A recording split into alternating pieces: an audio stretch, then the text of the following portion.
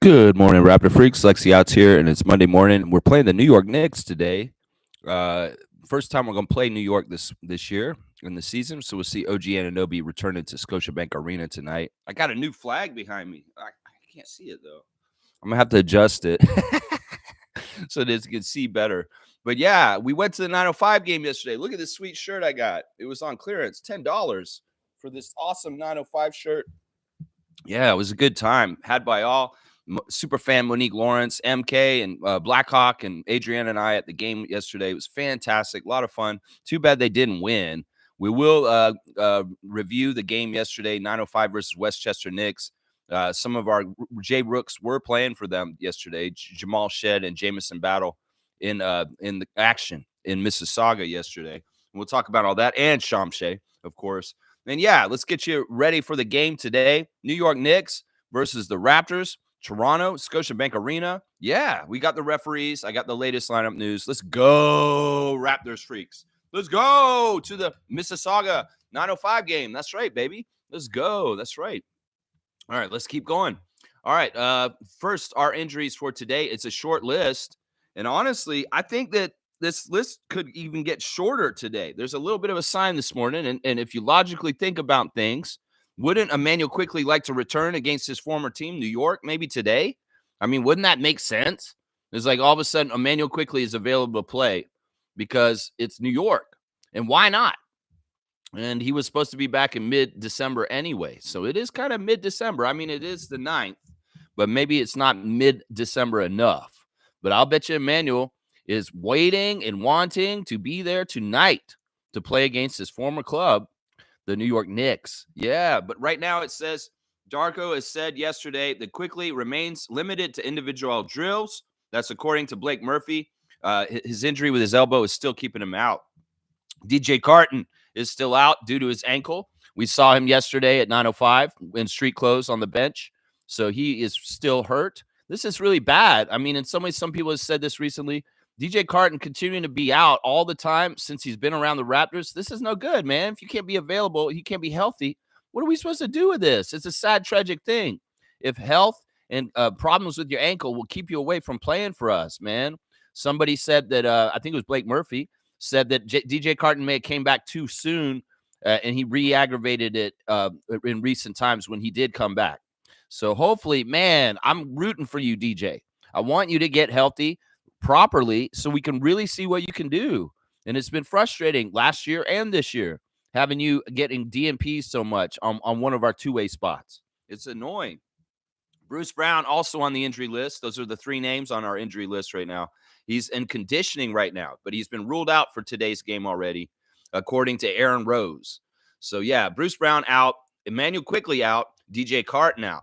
So speculating our starting lineup will go big once again with Scotty Barnes at the point guard, Grady Dick at shooting guard, RJ Barrett and Oshai Abaji at the forwards, and Jakob Poeltl playing at center. So we are mostly healthy, guys, with Kelly Olynyk returning to the lineup recently, and everybody else is fine and back. Thank God. Knock on wood. All right, let's go to the New York side of things and see what they're saying with their injuries this morning. Cameron Payne, his elbow is an issue right now. He's questionable for today's game against Toronto, according to Ian Begley. Karl Anthony Towns is also questionable today, guys. His knee isn't bothering him, so he may not be playing today. Mitchell Robinson is out. He has not been cleared to begin basketball activities, so he's still out for a while. He's been out this whole season. And then Kevin McCullar Jr. has been ruled out the game today also. Not even sure who he is. So, yeah, their injuries are Cameron Payne, and Mitchell Robinson. And we'll have to see. Maybe Cat is not playing today, and then Jakob can do a little bit of feasting. You know, Cat did miss the game on Saturday, I believe. So he has been out for a game already. So if we're looking at their lineup without Karl Anthony Towns, well, look at this. Jalen Brunson is their point guard. Mikal Bridges is their shooting guard. Josh Hart is their small forward, all from Villanova. And then power forward, OG Anunoby. That's right. OG is the power forward. And then last game, they started Jericho Sims at center. But guess who just recently returned from the injury list for the Knicks? You notice I did not mention Precious. Precious is healthy all of a sudden now, and he has been playing in their games again. So we'll have to see if they're going to go with Jericho or Precious tonight at the center. It could very well be an Achua versus Pirtle matchup if Cat is not healthy and available to play, guys. The rest of the team fleshes out like this. Miles McBride, of course, Deuce McBride off the bench, their six-man scorer coming off the bench. Tyler Kolek, the young point guard. Matt Ryan, who's a two-way. Jericho Sims, Precious. Let's see who else they got. Ariel Porty. He is actually a rookie and is coming up in their thing. Boo Booey is another name on their team. Boo Booey. That sounds like a cereal. Boo Booey. I like that Boo Booey and Count Chocula. That's right. Pat Comey, Daddy A. He was in the game yesterday. We watched him. So a little bit of a New York Knicks scouting report on the Westchester Knicks. Pat Comey, Daddy A, the young French rookie. He was quite good. He's got a lot of length, and he was tearing up the 905 yesterday. I'll tell you that. And then, of course, Obi Toppin's brother, Jacob Toppin, is on this team also. So that's the Knicks look right now these days. So I'm expecting 3 Villanova Wildcats, OG Anunoby and Precious Achua to be the starting lineup for the Knicks possibly tonight. So, yeah, we may see our old friend. All right, let's get into the refs. Did y'all know this? But this is the only game in the NBA today is our game against the Knicks. No other game scheduled today. So front and center, the Raptors versus the Knicks, the only game on NBA tonight. So everybody's going to be watching us, y'all, just so y'all know. Don't embarrass us, Raptors, because all eyes from the NBA are going to be on us. And let's go get a win against New York. Last year, we did not beat them. And also, we want to show that we did better from the trade than they did at this point. Even with Emmanuel out, we should show them that we are the better team with the better part of the trade. And that's what I'm saying right there. Our referees for tonight. Well, first of all, in the replay center, once again, Ed fucking Malloy, bastard. He had a factor in things in the last game against the Mavericks on Saturday night because he was in the replay center telling James Capers how to call shit at the end of the game to railroad the Raptors to getting screwed. Don't think that I can't figure this out, Ed Malloy. You may not be present and on site in the arena, but you will screw us over from New Jersey in the replay center. So watch this again. If there's any screwiness from replay center with our game tonight, know that Ed Malloy is the common thread from Saturday. The referee crew chief for the game on site at 40 Bay Street is Tony Brothers, number 25, in his 31st season out of Norfolk, Virginia. We love Tony Brothers. Tony Brothers is Tony Brothers. A lot of people don't like Tony Brothers, but I like Tony Brothers, and that's fine. These people don't have to like Tony Brothers. His favorite TV show is 24. He likes the movie Claudine. His favorite musician, Earth, Wind, and Fire. He likes to read the Bible. This man eats fried croakers. That's a fish, not a frog, just so y'all know. Favorite app, Spotify, and his hidden talent is cooking. This guy knows how to cook. Tony Brothers considers his most memorable NBA assignment to be his first NBA Finals, Game 2 between the Miami Heat and the Oklahoma City Thunder in 2012. That's right. So Tony is the crew chief today, guys. And I have some interesting information about Tony Brothers for you guys right now. He is not the best ref for us today, but he is great for us today. We have a record of 1-1 with Tony so far this year. We've won 1 and we lost 1. He's refereed 2 games this season so far. We have a 46% winning percentage with Tony career over his 30 years of refereeing. The whole 30 years of the Raptors, we've won 46%. That's not bad, honestly, considering the expansion years and other bad years that the Raptors have had. Now, the Knicks, this is crazy. And this may be why some people give him a notoriety of being a bad ref. They win 39% of their games. That's for the whole 31 years that Tony's been in the league. You got to figure that's 94. That means like all those Knicks teams with Patrick Ewing and Pat Riley as a coach. That means all of the Carmelo years. Yeah, they're 39% winning with him. So he favors us. 46-39 for the Raptors with Tony Brothers. And I think New York hates Tony Brothers. Let's just put it that way. So let's make them hate him even more tonight, Tony. Let's make them hate him even more. The second ref is Jamitas Petraeus, the Lithuanian ref, number 50 in his 10th season. His favorite TV show is Narcos. He also likes the movie Coming to America. He listens to Swedish House Mafia. He read the book The Great Gatsby. He likes to eat ceppalinini. His favorite app is Peloton. And he would like to go visit Iceland and cycle in the French Alps. He's also a very good ballroom dancer, apparently. Giannis Petraeus has officiated 514 regular season games and 17 playoff games in 9 seasons as an NBA staff official. Giannis is a very interesting ref. In some ways, he can be a problem. In some ways, he's not. He's like the opposite of Murat Kugat. Murat Kugat is a fucker. We don't like Kugat. He is annoying. He's a bad ref for the Raptors. But Petraeus, he's awesome. Let's just put it that way. We have a very high win percentage with him. 61% of our games are won when he is available to referee. Meanwhile, the Knicks only win 37%. So 61-37 for the Raptors with the second ref, Petraeus. That is awesome. We have not had Giannis this year yet. This will be his first game refereeing the Toronto Raptors this season. So 61-37 for the Raptors. The third ref, we've seen quite a bit this year. This will be her fourth game refereeing us this season. Fourth game. She will be reffing us the most. Her and Kugat have reffed the most games for the Raptors so far this year. It's Simone Jelks, y'all. Number 81 in her 5th season out of Cleveland, Ohio. She likes the show Handmaid's Tale. She likes the movie Love and Basketball. She listens to J. Cole. Her favorite book is the Bible. Her favorite meal is collard greens and peach cobbler. Her favorite app is Skylight. She must like to visit Africa. And her hidden talent is spoken word poetry. So she can do some spoken word poetry. Let's see. Jelks left Charles F. Brush High School in Lyndhurst, Ohio as the career leader in points, steals, rebounds, and free throws made. So she played, and she has all her high school records for her team. She was named to the school's Athletic Hall of Fame in 2015. That's right. So she's a baller herself, Simone. Now, she's at the bottom of the list. If we got two fairly decent refs and Tony and Giannis, well, she's the one that is not good for us tonight. We win 17% of our games, y'all. We've only won once with her ever.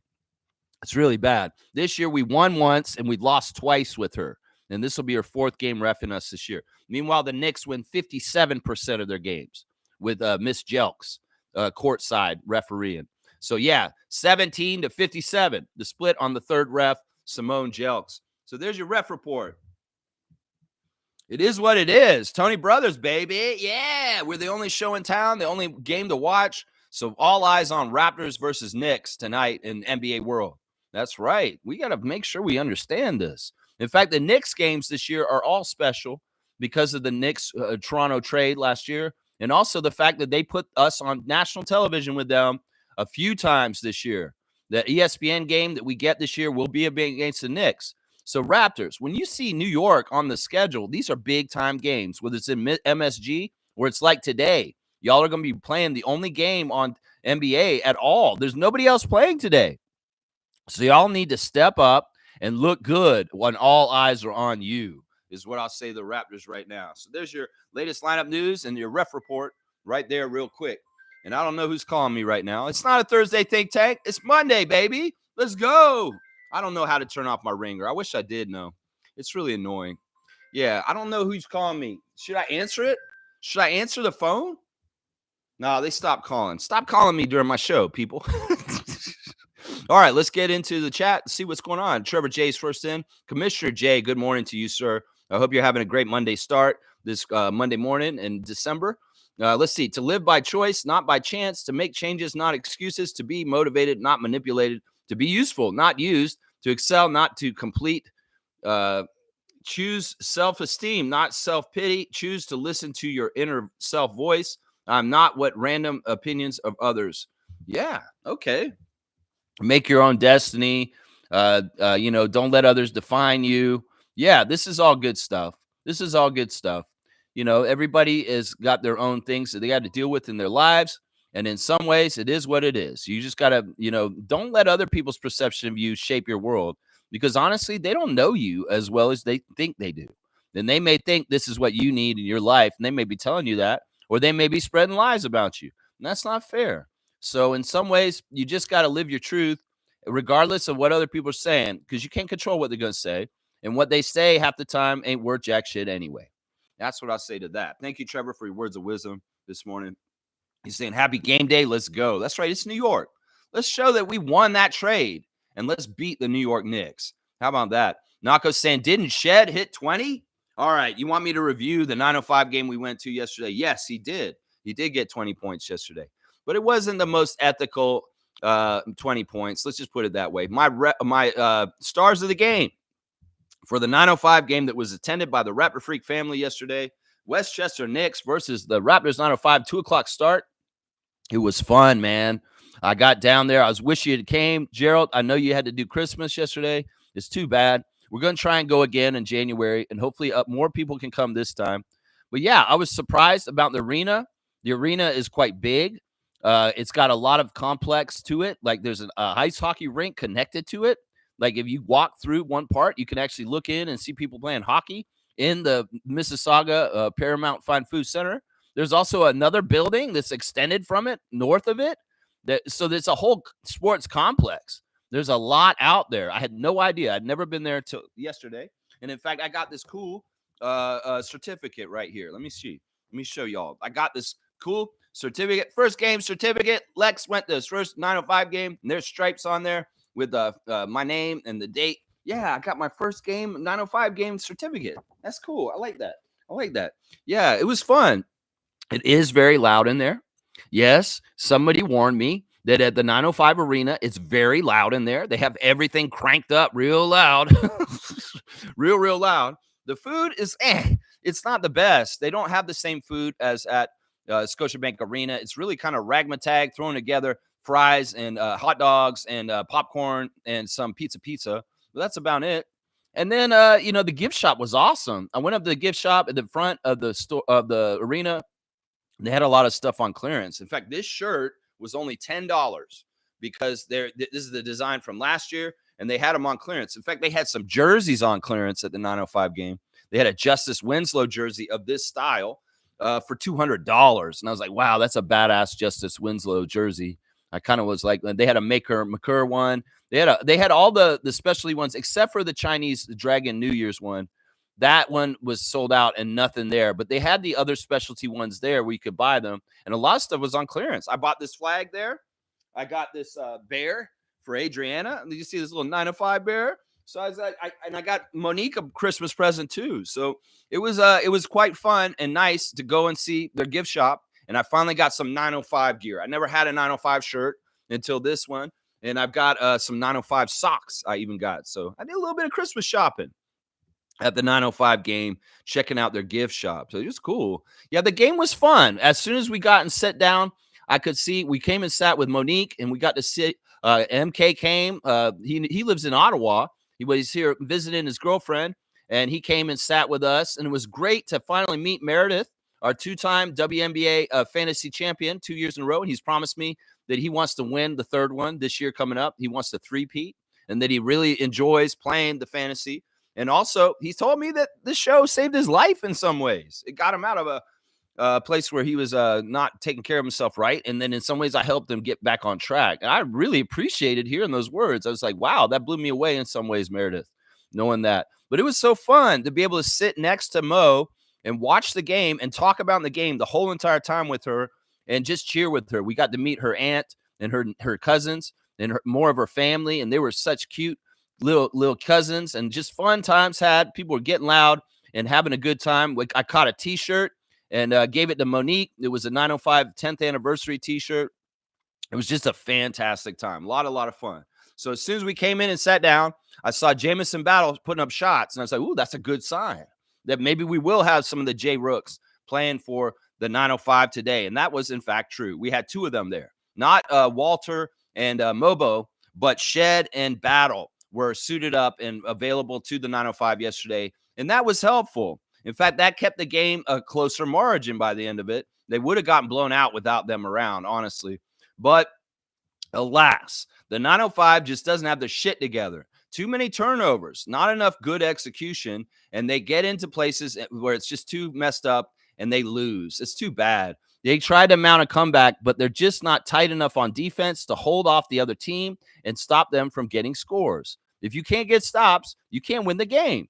And they had to absolutely stop them, and they couldn't. And part of the problem is they could not rebound for some reason. Offensive rebounds for Westchester Knicks yesterday were off the charts, and they were getting so many second chance shots. And then they were also hitting threes at certain parts of the game, bombing them where they couldn't just miss at all. The Knicks looked very long, like they were a very tall team in some ways, and that was killing us.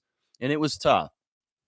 Alas, they lost, but they had a very good chance to win the game in the last 5 minutes of the game if they played more perfect and executed like by getting stops and executing baskets. But they couldn't do it, and they didn't. And it's sad. It's too bad. It is what it is. My stars of the game for yesterday's game. First star, Eugene Omoruyi, the Nigerian Canadian. Eugene was pretty good yesterday. He had a really crazy double-double. 12 of 15 from the field, only missed 3 shots. 2 of them were three-pointers. He was 2 of 3 at the free throw line, 5 offensive rebounds for 16 rebounds altogether, 4 assists, 2 steals, 2 blocks, plus 11 in 37 minutes with 28 points. So 28 points, 16 rebounds for Eugene Omoruyi. He was out there fighting. And in some ways, he did have that grudge against the Knicks for something that happened in the game on Friday. But alas, it didn't add up to winning. But he was busting his butt, and he was all over there. I'm proud of you, Eugene, and way to rep our city and trying to kick some butt for 905 in that game last night. So yesterday, yeah, the second star for me was Quincy Guerriere. We'll keep it with Canadians. The other Canadian guy in 33 minutes, Quincy off the bench, 7 of 12 from the field, 2 of 4 from 3. He was 1 of 2 at the free throw line, 6 rebounds, 1 assist. 5 turnovers, though, a minus 19 with 18 points in 33 minutes. Quincy was active. Quincy wasn't perfect. As you can hear, he had 5 turnovers, but he was a very active player and getting in there, and he was trying and busting his butt. But in some ways, it just wasn't enough. And later in the game, these guys just didn't do enough to make it go right for them to get the W. My third star is very surprisingly our young Prince Shamshe.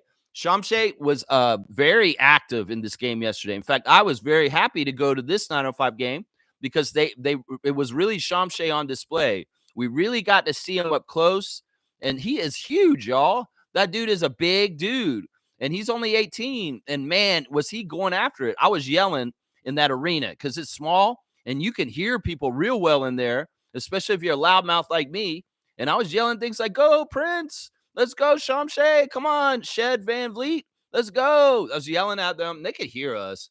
And I was really egging them on. And I was doing some really good defense chants too. But Shamshe, he came out like a spark of fire. And he was really good right from the start. 4 of 7 from the field. 1 of 1 at the free throw line. I love seeing him make his one free throw. In fact, that's a really good indicator. Big men sometimes are not good at free throws. But our guy, Shamshe, hit the free throw professionally. And I'm very, very proud of that. In some ways, that is a good sign. 4 offensive rebounds for Shamshe, 9 altogether, 1 assist, 6 blocks. That's the thing. It was a block party for Shamshe last night. And we were delighted to see him blocking everybody every which way. And I was calling out, I was like, block, block. And he's like, yeah, Shamshe was out there blocking people. And you know what? He is still really green, but he has good instincts. And when he gets more instruction and understands a little bit more of what he should be doing every second, he's going to be badass. Because right now, some of the problems with Shamshe is he's not running out when he should. There's times when there's break where he could recognize if he sprints a little bit more, he's going to be on the receiving end of a dunk on the offensive end. Or if he sprints a little bit more, he's going to be getting a block on the defensive end. So there's a couple of things he needs to recognize still and understand. He needs to work on his footwork and his court awareness as far as seeing the play that is developing so that he can go and do the thing at the right spot at the right time to be successful. But he's on his way. I'm telling you right now, he's green as hell, but the man has all the talent in the world, and he's going to be a badass for the Raptors. I'm going to tell you that right now. That was part of the fun that was so fun. Monique giggling that seeing Shamshe up close and getting to watch him play yesterday was awesome. He had 10 points. He was a +9 in 27 minutes. So they may have lost, but when Shamshe was on the court, we were winning. That's right. So, yeah, 10 points, 9 rebounds, 6 blocks for Prince Shamshe last night as the third star. We'll go over the rest of the team real quick right now. Jamison Battle got Grady Dick level 3-point shots in the game yesterday. He took 15 threes in the game yesterday. So he was like Grady in the night before against Dallas. High volume 3-point shooter. It's just too bad he didn't make more than he missed. And it is what it is. 7 of 19 from the field overall for Jamison. 4 of 15 from 3. 1 of 2 at the free throw line. It's crazy that he missed a free throw. It was a technical, too. It didn't make no sense. They had a technical, and they let Jamison shoot it. He missed it. I was like, what is going on, Jamison? Make your free throws. 6 rebounds, 3 assists, 1 steal, a +6 with 20 points in 37 minutes. If Jamison had shot a little bit better, he'd been one of my stars. So, yeah, 20 points for Jamison yesterday. Kennedy Chandler was not as good as he's been recently. He was 5 of 12 from the field. He missed both his three-point attempts. He missed his only free throw. 3 rebounds, 3 assists, 1 turnover, a -14 with 10 points in 28 minutes. This may very well been the J. Rooks being up factor, where Kennedy Chandler takes his back seat to Jamal Shed, because Jamal Shed showed up and he's running point guard. And in some ways, things are going through him all of a sudden, which was the case. But yeah, Chandler not as efficient or effective in the game yesterday. And it's too bad because he's been very good recently. Shed did get 20 points, as Nacho the Nacho did say. In 38 minutes, he was 5 of 14. So he didn't shoot very well at all. He shot worse than Chandler. 1 of 5 from 3. 5 of 6 at the free throw line, though. 6 rebounds, 10 assists, 2 turnovers, 20 points. So he got a double-double. 20 points, 10 assists, and even like the 6 rebounds for Shed were awesome. He was in there battling. Some of the stuff I like from Shed that I saw in person yesterday is that the way he takes the ball into the lane with patience and going up against taller defenders, he's really smart about when to shoot and trying to get it in there. Now in the NBA, that's so much harder, even more harder, because they're not as easily duped as 905 as G Leaguers. But yeah, Shed was going inside and taking to the basket a lot yesterday. Not selling on the 3 and driving, and with mixed results. He was 5 of 14. So yeah, Jamal Shed, Jamison battle, not bad. I mean, they both got 20 points, but not very efficient. Dylan Disu only in for 3 minutes. He got an offer. He missed his only shot. Kevin O'Banner came in for 1 minute. That's it. Evan Gilliard off the bench, 13 minutes, 2 of 4 from the field, 1 of 2 from 3, 1 assist, 1 steal, 1 block. 5 points for him. And then Tyreek Key, 23 minutes with 3 points, 1 of 4 from the field, all 3-pointers taken. Missed his only free throw, 4 rebounds, 2 assists, 1 steal, 1 block, a -16 in the game. Ugh. Yeah, in some ways we didn't have enough of the guys playing ethically well to overcome the Knicks. And the Knicks, like I said, Daddy A was something off the bench. 19 points for him, 7 of 15 from the field with 6 rebounds. Their French rookie was pretty good. TJ Warren killed us. And I'm talking to Meredith during the game. It's like, how the hell they get away with TJ Warren being on their G League team? Because he's a pro. TJ Warren been in the NBA and played in big-time games already. And yeah, he comes out there and he plays like an NBA player in the G League. 10 of 18 for TJ, 5 of 10 from 3. 3 of 3 at the free throw line, 6 rebounds, 6 assists, 4 steals, and a block. 31 points for TJ Warren. He was the best player on the court on either team yesterday. But of course, he has the most NBA experience, and in some ways, he don't belong in the G League. That's just what I'll say right now. TJ Warren does not belong in the G League. Boo Booey got 8 points in the game. We had Abdullah Ahmed with 10. Donovan Williams did not go off in this game like he did on Friday. Only 12 points for him. And Jamal Bay off the bench, 12 points for him also. Yeah, the Westchester Knicks have long players, tall players, and they really focus on offensive rebounding and being long to beat teams. Now, some ways they do try and beat you with threes also. But yeah, it was a tough game. It was fun to be there. I was hoping they get the victory in my first ever 905 game, but alas, it wasn't to be. They had their chances, though. We were really rooting them strong in the last 5 minutes, trying to help them get there, but they just could not get stops. And they could not execute for themselves either. It was a messy game at times. But it's a fun environment. And I think the next time I go, I want to sit courtside. I don't think the tickets are that expensive. And it would be really fun to have a courtside experience at the 905 Paramount Fine Foods Center. Yeah, that's what I'm all about. There you go, Naco. There's your team report. I'll do the team stats in a little bit too. Cass, good morning? Trucker Kaz. It's Monday morning, so you're on the road again. That's right. 10-4, good buddy. Fiercely saying, good morning, fam, and happy game day. Good morning to you, MJ. Hope things are going great for you in the Ottawa region. Our good friend MJ is holding it down for us in the capital region. There you go. Good morning to you. Wayne saying, good try by 905 yesterday. Battle not making open threes in the fourth quarter was a factor in the loss. I didn't see anything else contributing to loss. Shed got to work on his shooting. Yeah, I really think the biggest part was they couldn't stop the Knicks from scoring. Like, they were really close and they had their chances. They were tied up at certain times late in the fourth, but when they needed to get stops, they just didn't. New York could score whenever they wanted to. Westchester, they could just put the ball in the basket whenever they wanted to, and that was the biggest problem. I really think is that they just couldn't handle them. Andrew Jones getting really mad during the game, where you can hear him in that small arena when he yells at people. You can really hear him. And Jop got mad too at one point, the coach of the Westchester Knicks, the big man, the former NBA center, Dezaga Diop. Yeah, he got pretty mad at the game too at one point, yelling and screaming. Yeah, it was pretty fun to watch the game there. It's a very different environment. It's smaller and more intimate, and they do a good job out there. In fact, we had Courtney Charles come by and say hi to us in the middle of the game. He's the VP in charge of fan experience and community stuff with the 905, and he came over and said hi to Monique, and he talked to me for a little bit also. Just a really classy guy. I'd met him before at a Raptors game when we went to Raptors game with Greg, and yeah, it was nice to meet him again, and they were really, really open arms towards Monique with her coming to the game. Their reps come and they bring her a swag bag, and they just really accommodate her very, very well. It was very nice. And I know Mo had a really fun time. Of course, it wasn't her first 905 game, but it was her first one in a few years. So it was good for her to get back out there and check out what's going on out there. That's right. Nako saying OG is having a real good season. Yeah, I mean, I expect that from him. He's a hard worker. He's a disciplined guy. He does things a certain way. In some ways, he may be obsessive with how he does things a certain way. Those kind of ways of doing things can ensure success, is if you're obsessive about how you do things. And his line of work is defense. So if he's able to be obsessive about defense, well, you're going to get these kind of results from him. That's what I'm saying right now. Yeah. Cool Cat's here. Good morning to the coach. Cool Cat. Good morning, Raptor Freak crew. Welcome home, OG. He is definitely showing more of his personality in New York. They love OG too. Yeah, in some ways, I don't know if it's showing any more. It's just that in some ways in New York, there's more of a spotlight, and we're going to get to see it. He could have been showing this stuff up here in Toronto, but nobody's going to put it on blast.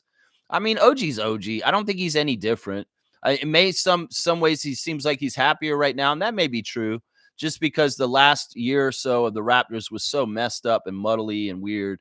But yeah, OG is awesome. We love OG here, and he'll always be loved here. And he likes coming back here. Apparently, he said in a statement that he's looking forward to seeing his friends here in Toronto, and that he does have a strong affinity for up here. He does, and he always will be. That's right. Fiercey's got Tony Brothers Croakers up first for dinner. This is what we want. We want to ingratiate ourselves with the crew chief, Tony Brothers, by bringing them fried croakers from the Old Man River, Mississippi River. Pull them croakers out and fry them up real good for Mr. Tony Brothers tonight, so we can help him get the calls right for the home crowd. That's right. Get the calls right tonight. The James Capers did not do that right on Saturday. He did not get the calls right. He was helping Kyrie and Luka, and Ed Malloy was telling him what to do.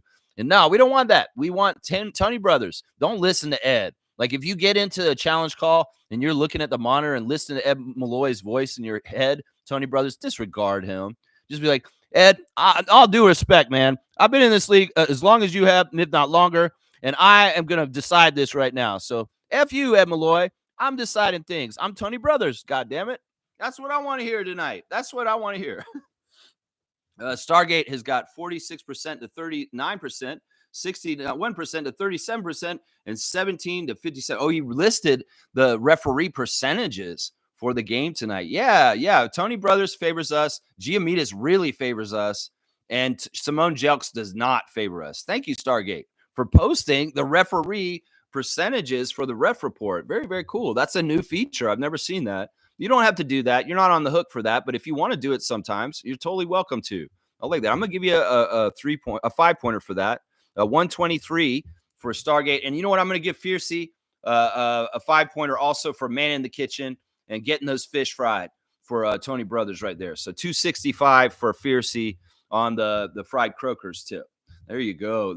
All right, let's keep going in the chat. Let's see what else y'all are saying. Telemarketers are calling me, Lex. That might be true, actually. It might be true. You know what I did? I got a new phone, and I got a used phone number from somebody before, And I'm getting a lot of phone calls for that person, this guy named Vinay. And I think he owed a lot of money to people because all these calls are like, Vinay, you owe us the money. Where are you coming? I'm like, this is not Vinay. I got a new number. I'm sorry. Please take me off your phone list. Oh, we're sorry, sir. We didn't realize that. There's a lot of that going on. This Vinay guy, he's racked up some charges and people are after him. So he got rid of his number. And I picked up his number. Now I'm getting all the calls.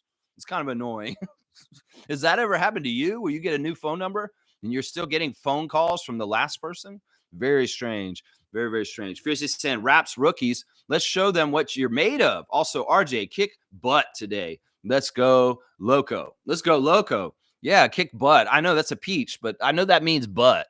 That just at some point became ass on the emoticon language. It's like a peach is your butt. Yeah, it's because there's a little crease right there, right? That's right. That's right. Yeah, Raps rookies. Let's go, Jonathan Mobo. Let's go, Jacoby Walter. Let's go, Jamal Shed and Jamison Battle.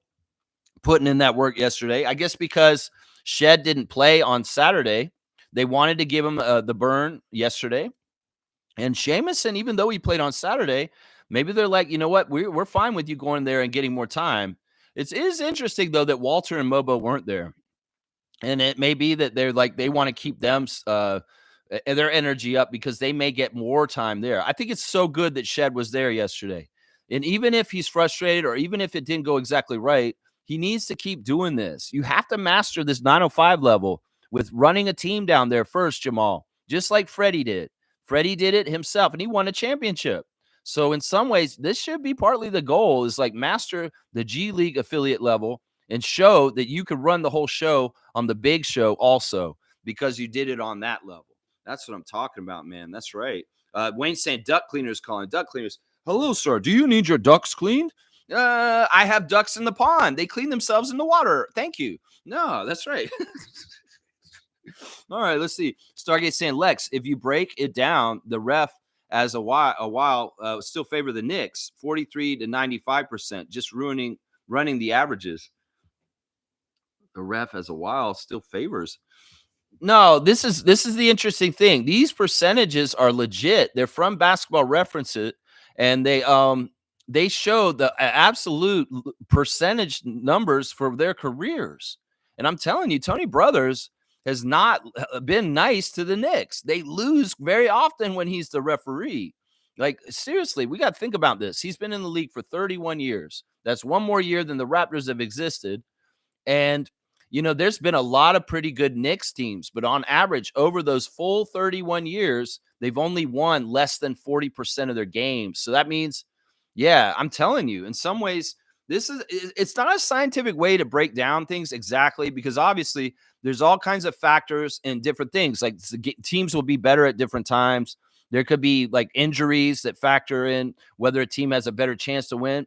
But because you can't really control for all that, I'm just saying with my scientific method for how I do this, that this is just the presence of the ref on the court. You can't factor in whether Carmelo Anthony was hurt in this Knicks game in 2010 or whatever. You can't factor in this kind of stuff. All you can do is take the whole glut of it. And the whole time, you know, whether they was a really good Raptors team some days and the Knicks were horrible, you can only look at the percentages for the whole time and kind of go by that. Because in some ways, it is scientifically accurate because it is what it is. But you can't take into account every single little minutia detail that is going on with each and every one of these games, especially for a long-time referee like Tony Brothers, who's refereed these teams like almost 100 times each. So that's, you know, it is a good indicator, though, of tendency. And it could have to do with the other crew that they're with in certain games, why it wins or losses. But this is just their numbers. This is their numbers, and this is how much these teams win when they are refereeing. And I mean, that it's not totally scientific, but if you look at it very basically, that is my methodology for why I do this. That is why, because it's just the presence. Well, this is what they do. This is what they do. Yeah, laughing at Wayne. Yeah, Wayne's pretty funny. Duck cleaners do call you all the time. It's like, why are you always calling me? Why don't you get out there and clean the ducks instead? All right, let's see. David's here. Good morning to Commissioner Trivia. David Saborin here with us on a Monday morning. He's saying these fucking duck cleaners, man. David's mad at duck cleaners. Oh, man. After telling them no maybe 500 times, now when they call, I just say, yeah, sure, and start sending them to random fucking addresses in the city. Idiots. All right, David, you want a dunk. You get a dunk for this. David being surly and ornery is hilarious, and I love what he's doing there. In fact, you may be doing a service to everybody. Getting those duck cleaners that go to other addresses. $3.15 for you, man. Just don't send them to my house. How about that, David? That's so awesome. David's giving him fake addresses. He's like, yeah, I do need my ducks cleaned. I'm in Gravenhurst. I'm all the way up here in Sudbury. Can you get up here today, please? Okay, go on up there. David's the best. All right, let's see. Stargate saying, I like Eugene. He really works hard. He is definitely not wasting his opportunity. See, this is the kind of player I want more of on the G League. Listen, I'm sick of these guys who think they're going to be the next superstar. They come in and they're just selfish, egomaniacs, or just trying to score for themselves. We need to start making the G League an incubator for role players, for players that aren't about trying to be the next Kevin Durant, for players that are not trying to be the next Steph Curry. We need the next role players, the guys that are going to come in and do, not necessarily scoring tasks, but tasks that are helpful in the NBA, like blocking shots, rebounding, really good defense. That's what we need. And that's what Eugene Omoruyi is. He can score. He can do a lot, but he's more of a role player with very good skills that can be helpful to an NBA team. That's why I feel like out of guys on the 905 that are not on two ways or involved with the Raptors directly right now, he has the best chance of getting called up because he's useful in a lot of different ways. Kennedy Chandler, man, nobody needs you in some ways on the big club because we got too many people kind of acting like you. And in some ways, you're not better than them. You're not even in there. So that's what I'm saying. Eugene Omoruyi, a role player with role player skills, is much more useful. Luke Wynn, listen to me. I saw you on the court yesterday at the arena. I saw you in person. I should have came and talked to you. I said, why don't you build this team with role players more than these guys wannabe superstars like Charlie Brown and Kennedy Chandler? You could put more role players on there. It'll be more suitable for the development of the guys you do want to develop from the big squad, the two ways, the Ulrich Shamshays. And then, these guys they have more of a chance. In some ways, it may change how players develop themselves coming up because they'll understand, I can't be Michael Jordan. So why don't I be somebody more like Dennis Rodman and get out there and bust my ass for rebounds? And maybe I get really, really good at this particular skill. And all of a sudden, I'm useful to the NBA in more ways than one. Because that's the problem. Everybody's trying to be the number one. Everybody's trying to be the star. They've been treated like that since they were prep, AAU, and in college. And but at the NBA, you're not that. There's very few guys that are that in the NBA. They're going to get the minutes. Listen to Rico Hines at his runs, talking to everybody after the game. Y'all need to get a skill. So they want you in the league. Y'all all can't be Kevin Durant. He's telling them. And you should listen to Rico. If I was a fringe NBA player, I would be developing role player skills that are absolutely essential, especially stuff that nobody else wants to do in the league, and you get good at them. Well, there you go. And that's why I like Eugene also, because that is who he is. He's that kind of player. We need more of those kind of players on our roster, Luke Wynn. More Eugene Omoruyi's and less Charlie Brown Jr.'s. That's what I'm saying right there. That's right. Fiercely saying, often we don't realize the significance of third parties in our lives and how they impact us in many spheres. Lex, really glad Raptor Freak Show helped MK. Definitely helped me in a working from home. There you go. You got a little friendly Raptors radio show in the morning to work to while you're working. If you're not in a meeting, have to step out all of a sudden. Yeah, I mean, it's amazing. It's crazy. I didn't realize this. There is real butterfly effects that people can have with their actions. I'm online and anybody can find me. So in some ways, my reach is really good. But, even in your everyday life, if you're out and about on town and you do something like hold the door for somebody, or you just do something kind for someone, you never know how that gets paid forward. It could very well be that you do something nice for someone. You think it's no big deal, but they turn around and they go and do something nice for somebody else after that. It's just like that movie, Milk Money. Pay it forward. Keep doing nice deeds going forward. So instead of being a rippling effect of negativity and awfulness by being a jerk to people out in public, why don't you be really kind? And who knows, maybe you'll have a ripple effect of kindness going out from you. And that's what I love to hear. Yeah, that blew me away when MK told me that. And man, I'm glad I was there for him, man. And also, it's just really cool to meet more Raptor freaks in person and see them in person. It's weird because I felt like I knew Meredith for a long time already. And it may be just because of this channel. I'm sure it would be this way if I meet MJ at some point. If I get to meet MJ in person, I'll be like, yeah, I've known MJ forever. It's not like I'm meeting her for the first time because I've known her for years. And I love that feeling. And of course, it's great to see Neil once again. Blackhawk in the house, the Twitter warrior that Neil is. He's such a diehard Raptor freak. And it's so awesome. He was sitting near courtside in the middle of the court, and he was with his daughter. And he didn't come sit with us, but he did come and visit with us at halftime, and we got a really nice picture. And I'll show you all the picture. It's in the Facebook chat on Facebook. If you're in there, you can see it. But also, I'll post it on this channel after this stream. So people that aren't in the Facebook chat can see the picture from the Raptor Freaks hanging out yesterday. It was awesome, man. So awesome. And once again, it was a real joy to sit with Mo, because when I go to Raptors games, I never get to sit with her in that arena. And getting to sit with her in this arena right next to her and talk during the game about the game with her was just like priceless. I'm telling you, I've always wanted to sit and watch a game with Monique. And I finally got that dream happen yesterday. That was awesome. That was so awesome. All right, let's keep going. Let's see. Fiercely saying I'm a multitasker and I love walking. Staying home in front of a computer was rough at first. There you go. I mean, it depends on how the weather is out there. Getting walks and walking around outside is great, but I work out inside. Like I have my weight and I do a lot of different stuff to keep in shape, even if I can't get out there. But yeah, you got to figure it out depending on what's going on. Trevor's saying I was watching the 905 game. The coach was really mad, then called timeout. Yeah, he's not happy with his team. In fact, I like this more than what Eric Curry's doing from last year. Eric Curry was too of a pushover. In some ways, he didn't get in the interviews and kind of get like mad at the 905ers like Andrew Jones is. And I like that difference. I mean, in the post-game interviews, he's pissed. He doesn't like this record. He wants to win, and he wants to figure this out. And in some ways, I love that about him. If anything, it's like he's showing that drive and he's showing that accountability, and he's getting on these guys. Now, a little minor note of house cleaning for the 905.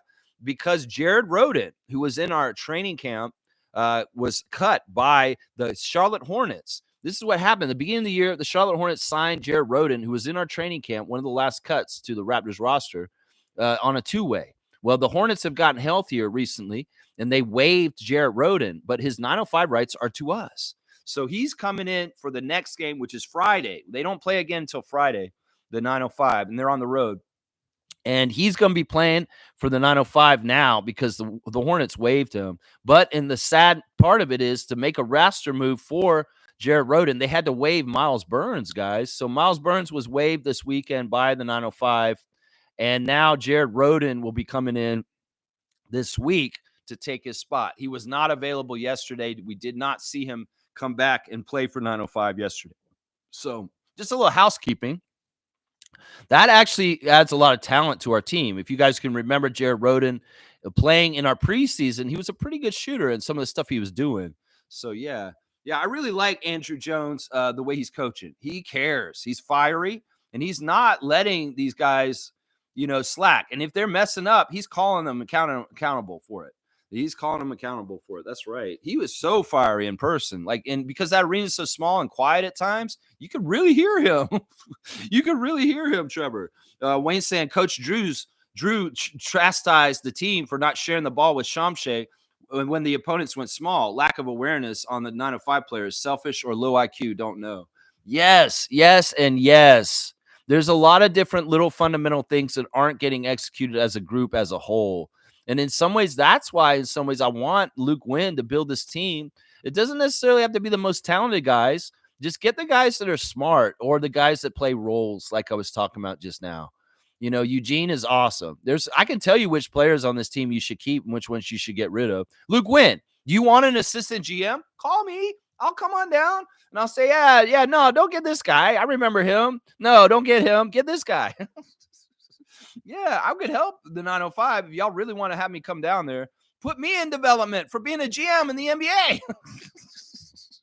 I want everybody's in development. Put the Raptors freak in there. You hear me talking all about the teams all the time. You know what my aptitude is. Come on now.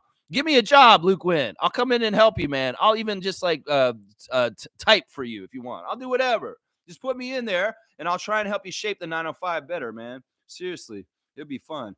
Seymour saying, tapping in from the Mountain Time region to all the Raptors freaks. That's right. Tap to you, Seymour Pape, the sheriff, holding it down in Calgary region for us. The sheriff is in town, City Slicker.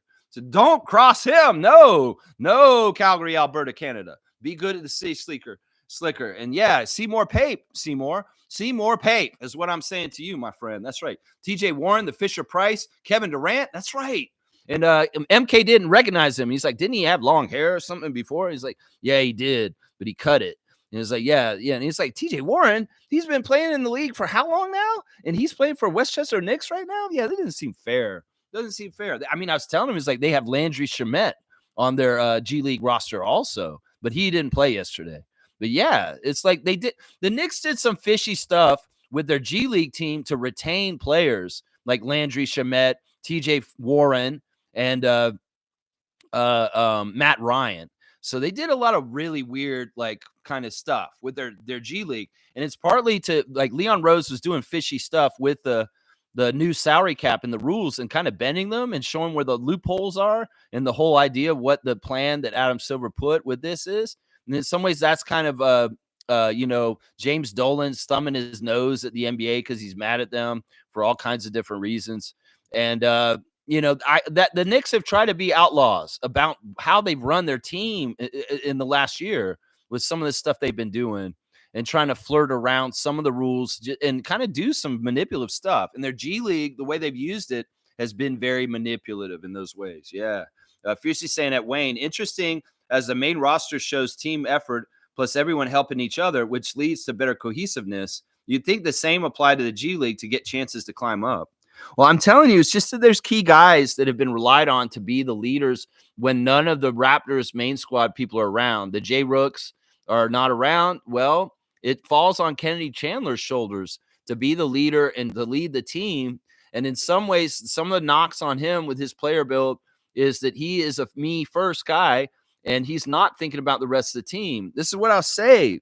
Point guards were always judged throughout the history of the NBA I watched on how good their teammates were better because of them. John Stockton, Magic Johnson, Chris Paul, Jason Kidd. In fact, Chris Paul just passed Jason Kidd for second on the all-time assist list in the NBA all-time. That's amazing. That's what I'm saying. These are guys who make guys better. And you see Chris Paul going to San Antonio and raising the Spurs level of play, and they're playing way better this year with him around because that's what a point guard does. They're supposed to make all of his teammates better.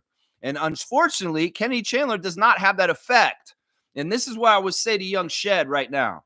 You want to have a good NBA career, you make all your teammates better. And you go out of your way to make Jamison Battle make more threes. You go out of your way to set up Ulrich Shamshay with easy dunks because that'll get you in the league longer for a longer career, Jamal Shed, than playing like I got to make the scores, I got to shoot the shots. Because in some ways, the point guard is the point guard.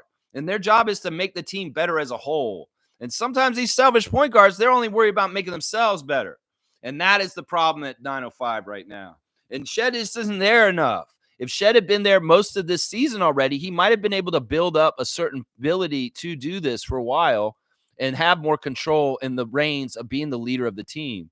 But if he's only showing up and he's played like 3 G League games so far, how is he able to establish the continuity of leadership and trust that he needs to be the point guard that's the leader for that team? No, it's Kenny Chandler's team. And in some ways, it's Evan Gilliard's team when he comes in too. And both those guys are a different type of point guard. Let's just put it that way. That's a big part of it right there. A big part of it right there.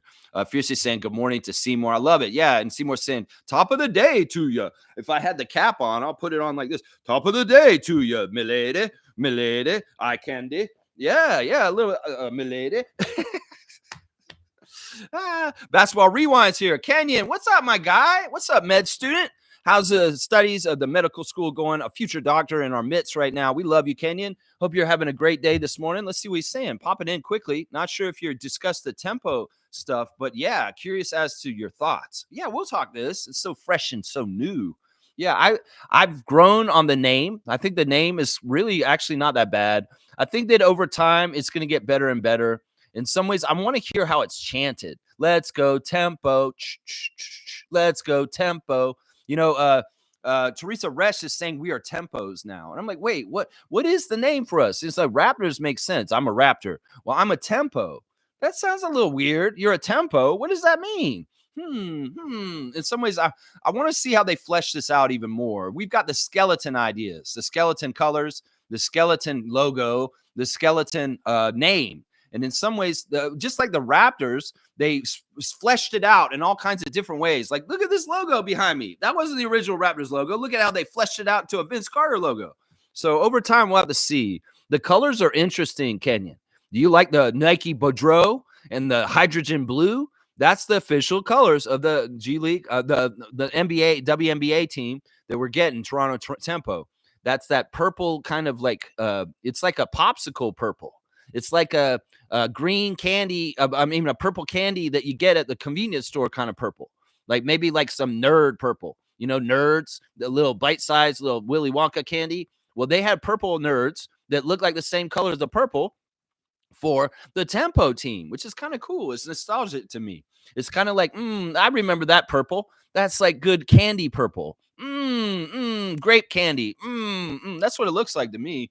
And then, the hydrogen blue, it's interesting because I really wanted them to do a red and white kind of thing for Canada. So it's going to be playing across the country in different cities. And this Canada's team, why wouldn't you make the team red and white?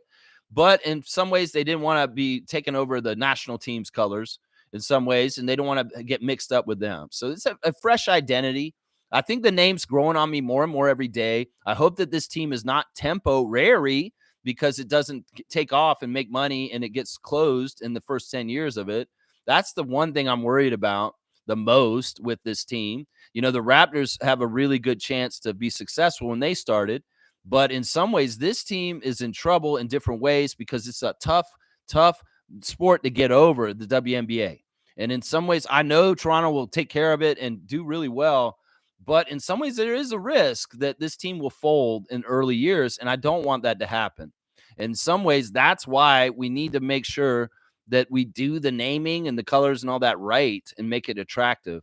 I'm not totally sure if it's kid friendly, but we'll see the mascot. And we'll see the kind of things like that. Right now, it's a very corporate kind of logo and name. In some ways, it's very boring. But also at the same time, it has potential for being fleshed out to be better. I don't like the logo. I will say that. Carlos saying, morning, Lex. And most of, hang on, jumped ahead. Morning, Lex, and most gracious freaks. I saw the meetup pic. I wish I could have been there. Mississauga is my old stomping grounds. Man, we miss you too, Kaloy. We're going to do this again in January, guys. I'm pretty sure we're going to do this again because that went pretty well with me, and I did enjoy it. And I kind of want to get down there near the court next time. I want to go to the Valley Suns. The first time the G League team for the new G League team for the Phoenix Suns will come to Toronto is in January, and it's on a Sunday at 2 p.m. once again, just like the game yesterday. So I'm thinking we might do the next Raptor Freak hangout at another G League game with the Valley Suns. So look at the calendar and figure that out. I'll figure out the date and I'll start promoting it, and we'll start getting ready for the next one. So maybe y'all can circle back and make this one. I know that Kareem couldn't make the one this weekend because of the untimely passing of his grandmother.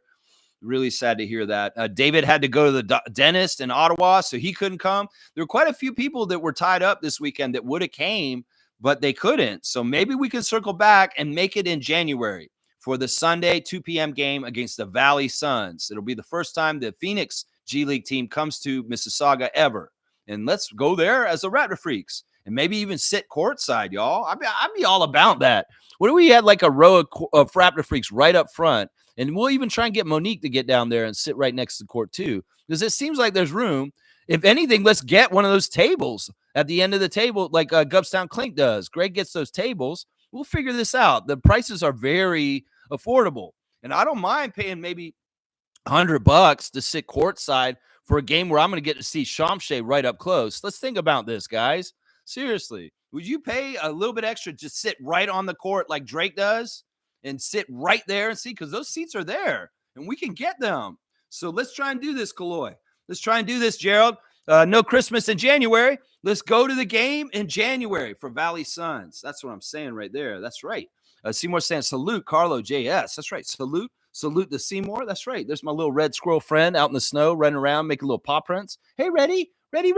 Yeah, he's funny. I like my little red squirrel friend. Let's see. Basketball Rewind saying, in terms of the reffing, etc., the key thing is the Raptors need to start valuing possessions more on both ends of the court.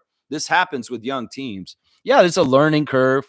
In some ways, it's not even that these guys sometimes aren't that good fundamentally. It's just that they're going into a league where there's veterans that have all kinds of wily tricks, whether it's somebody like Luka Doncic or, Jimmy Butler. We saw recently with the Miami Heat a couple games. There's sneaky things that vets do to draw fouls on young players, and they don't even realize it. Like, I didn't even do that. They grabbed my hand and made me foul him. And he's like, yeah, foul on you. Jimmy Butler goes to the line. There's a lot of that kind of learning curve in the NBA because these old vets are wily and they know all the tricks of the trade with the referees and the way the game's played to manipulate things. And you can't fall for some of it. I can remember in Scotty's rookie year, there was a couple things that happened early on in that season where Scotty was pissed because he didn't do anything and James Harden would get a call. And James Harden would definitely just draw the foul out of him and purposefully. And Scotty couldn't do nothing about it. He's like, I didn't do anything to him. He did it. And, well, that's part of the learning curve right there. I'm totally with you on this. And sometimes it's like valuing the ball, valuing every possession, because it all adds up in the end to the final score. And if you don't take care of possessions early in the game, you may think you got time because there's a lot of possessions in the game, but every single one of those possessions is a microtransaction in the game that adds up to the outcome.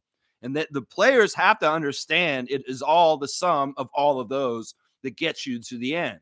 And if you're, let's say with the Mavericks game on Saturday night, if the Raptors had done a little bit better with execution earlier in the game, they wouldn't have been in the position if they were at the end with James Capers shutting the door on them and saying, no, that is not a goaltending. No, that is a foul on Davion Mitchell with his leg. And those calls determining that, yeah, y'all ain't going to get the win because you're just shy and just short of overcoming it. And maybe some of those earlier mistakes would have been that difference. That's what I'm saying right there. Good point, Kenyon. Good to see you. Fiercely saying at Basketball Rewind, as I heard Teresa Resch's explanation and the promos put it out, I like tempo and I'm vibing with it.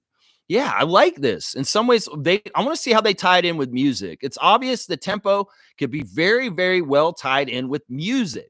And we know that Canada has a rich tradition of great musicians like The Weeknd and Drake and Justin Bieber and Alanis Morissette and Rush and Gordon Lightfoot and Stompin' Tom Connors. We got a great tradition of music. I went the gamut there. I know I did. So in some ways, they may be there's certain nights they're going to have certain different tempos of the music that's around the team. I mean, obviously, any kind of Caribbean vibes from Toronto are fantastic. But when they're out in Calgary or Vancouver or in Winnipeg or in Montreal or in Halifax, maybe the vibes will be a little different with the tempo of the music. Who knows? It'd be very interesting to see how they make the world of the Toronto tempo over time. I'm excited about it. There's a lot of promise. In some ways, they could have had a more exciting name, obviously, but there's a couple of things about it that are very, very good. The alliteration's good, and I don't know. It is a wide open springboard to go into a lot of different directions with how they want to flesh out the world of the Toronto tempo. So we'll have to see how it goes. That's right. That is right. Let's go. Team tempo. That's right. Let's go. Yeah, we are tempo. I'm a tempo. I'm a tempo. Whoa, did you get a job? No, I'm a tempo. Oh, how long are you going to be there? Are you a secretary? In some ways, I'm like, wait, did you think about that? Tempo? Is that like a temporary job? Like when you work at they're hiring you just for this holiday season, your tempo worker? All right, let's keep going. Carlos brought up the news this morning that I saw on the ESPN front page that is a disappointment to a lot of Toronto Blue Jays fans right now. Juan Soto has been signed to the Mets as of this morning. He's glad that he's out of the AL at least. Yeah, this isn't as bad as Ohtani. They really flirted Ohtani with us and really bait and switched him out from us in a really ugly, plain way. Plain way. Yeah, plain. Get it? Nah, in some ways, it's like, I don't know. I know y'all were talking him up in recent weeks and really excited of the possibility that he could be a Blue Jay. And I guess this news may be a little disappointing to some of our baseball fans here in Toronto right now.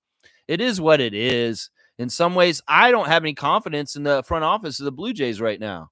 If I was a Blue Jays freak, I would be probably telling them they need to fire the front office over and over again. I'm not just blindly following our front office. I think our front office for the Raptors is fantastic and do a really good job. But trust me, if they were doing the job the Blue Jays have been doing the last few years since Josh Donaldson and the playoff appearance back then, I'd be like, fire these guys, get them the fuck out of here. Because honestly, they don't know what they're doing. They're not getting anywhere, and they're not doing a good job of acquiring new talent and doing things. So I don't know. I'm not the Blue Jays freak. In some ways, I'm not totally learning on this. Maybe some Blue Jays freak would tell me, no, the front office is doing their best, Lex. They're doing their best. But I don't think they are, because they seem like they're losing opportunities and they're kind of lackadaisical, and they're not doing things like in a powerful way as a front office should. So, yeah, it's too bad to hear about Juan Soto this morning. It is what it is. And at least he's out of the AL, according to Carlo. There you go. That's right. Fiercey saying hi to Carlo. And Carlos saying, morning, Fiercey. Carlos saying, hey, Lex, have you discussed the CEO assassin? That was pretty wild, right? No, I haven't discussed this at all. It is a very big news story in the news right now. I want to be careful here because in some ways, look, it is a murder. It's still a crime. But also at the same time, I'm like, look, I've talked about this before. Humankind has a way of evening things out. And, there's an entity out there in this world called Anonymous. And Anonymous is a very powerful entity, a lot more powerful than people would like to admit. And those powers are the powers that be. There's a lot of people out there that do have a strong sense of justice, a strong sense of what's right and wrong, even in a world where the status quo and the world is saying this is right when it's not really right. And there's vigilante justice out there knowing it's not right. And, well, there's a lot of pain involved in the healthcare system of the United States. And, well, it manifested into a murder on a street in New York last week. Now, I think that this is absolutely insane and incredible that they have no leads on this guy and they haven't caught him. I'm not rooting for them to catch him. No, I'm not. In fact, if this guy gets away with this murder, this is really actually a very powerful thing. Let's just put it that way. Because honestly, it may change things in different ways. It may make CEOs like this guy go up higher in ivory towers and get even more increased security because they know they're at more real risk than they thought. In some ways, the plan of this and the fact that they're having a really hard time getting any solid leads or even identifying the person shows that this is the network of Anonymous that did this. And Anonymous is badass. I mean, they will make justice happen in this world in various different ways, whether it's through hacking or something like this. I'm sure that this guy did this through a network of vigilantes. And I honestly, I will say this. I identify more with the shooter than the guy on the street that died. Because honestly, that dude in some ways was enriching himself through the blood and misery of Americans in the healthcare system. In fact, he was at the very top, getting the most money. And in some ways, I say justice is served in one way or another. And sometimes justice has nothing to do with law. It has to do with what's right in this world. And that's what I'll say about this right now. I don't think they're going to catch him. And I think people are going to be scared as fuck. And they should be. Especially these fucking people that sleep. They just shouldn't be sleeping well at night. If you're a CEO and you're fucking over the rest of the world for your own gain, well, Bob Marley sang about this. There's hurt all mankind just to save their own. Well, you may get your own still in the end. And that's what I say about this. I mean, I'm not going to just endorse murder or anything like that. But I'm also going to say, sometimes the right things in the world happen the way they're supposed to. And that's just how it is. Some people are like, oh, my gosh. Now, look. Well, how about this? Look at the way they're treating that man's murder, how they treat any ordinary person's murder. Like, there's young black men that are murdered in the community all the time. There's young people, there's different people, poor people that get murdered all the time. The police don't put any energy into trying to find their killers. They say, oh, it's just an unsolved murder. But look at how fucking crazy they're going for this particular murder. In some ways, that shows that justice is not equal or blind. In some ways, it will be more for the very, very rich than for the very, very poor. If they put the same kind of resources into missing people that are just ordinary people or murder people, they'd have a lot more of these things solved. But they're going to put all their resources into this one just because of this guy's net worth and his position. That's the fucked up thing. This is not a fair society, and it's shown in that. It's shown in that right there. Man, you got me in a little bit of a political place, but I did need to comment on this because it has happened. It's very, very interesting. Very, very interesting. And in some ways, I mean, like I said, things even in the mouth. These people want to be fucking greedy. Well, it may not be this next time. It may be something totally different that they may find out that, like, you know what, people have had it.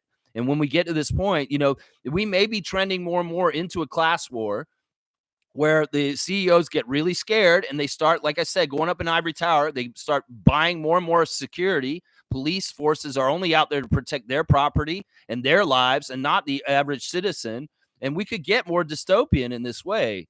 We just need to watch how this goes. In some ways, cooler heads should prevail and the greed should stop.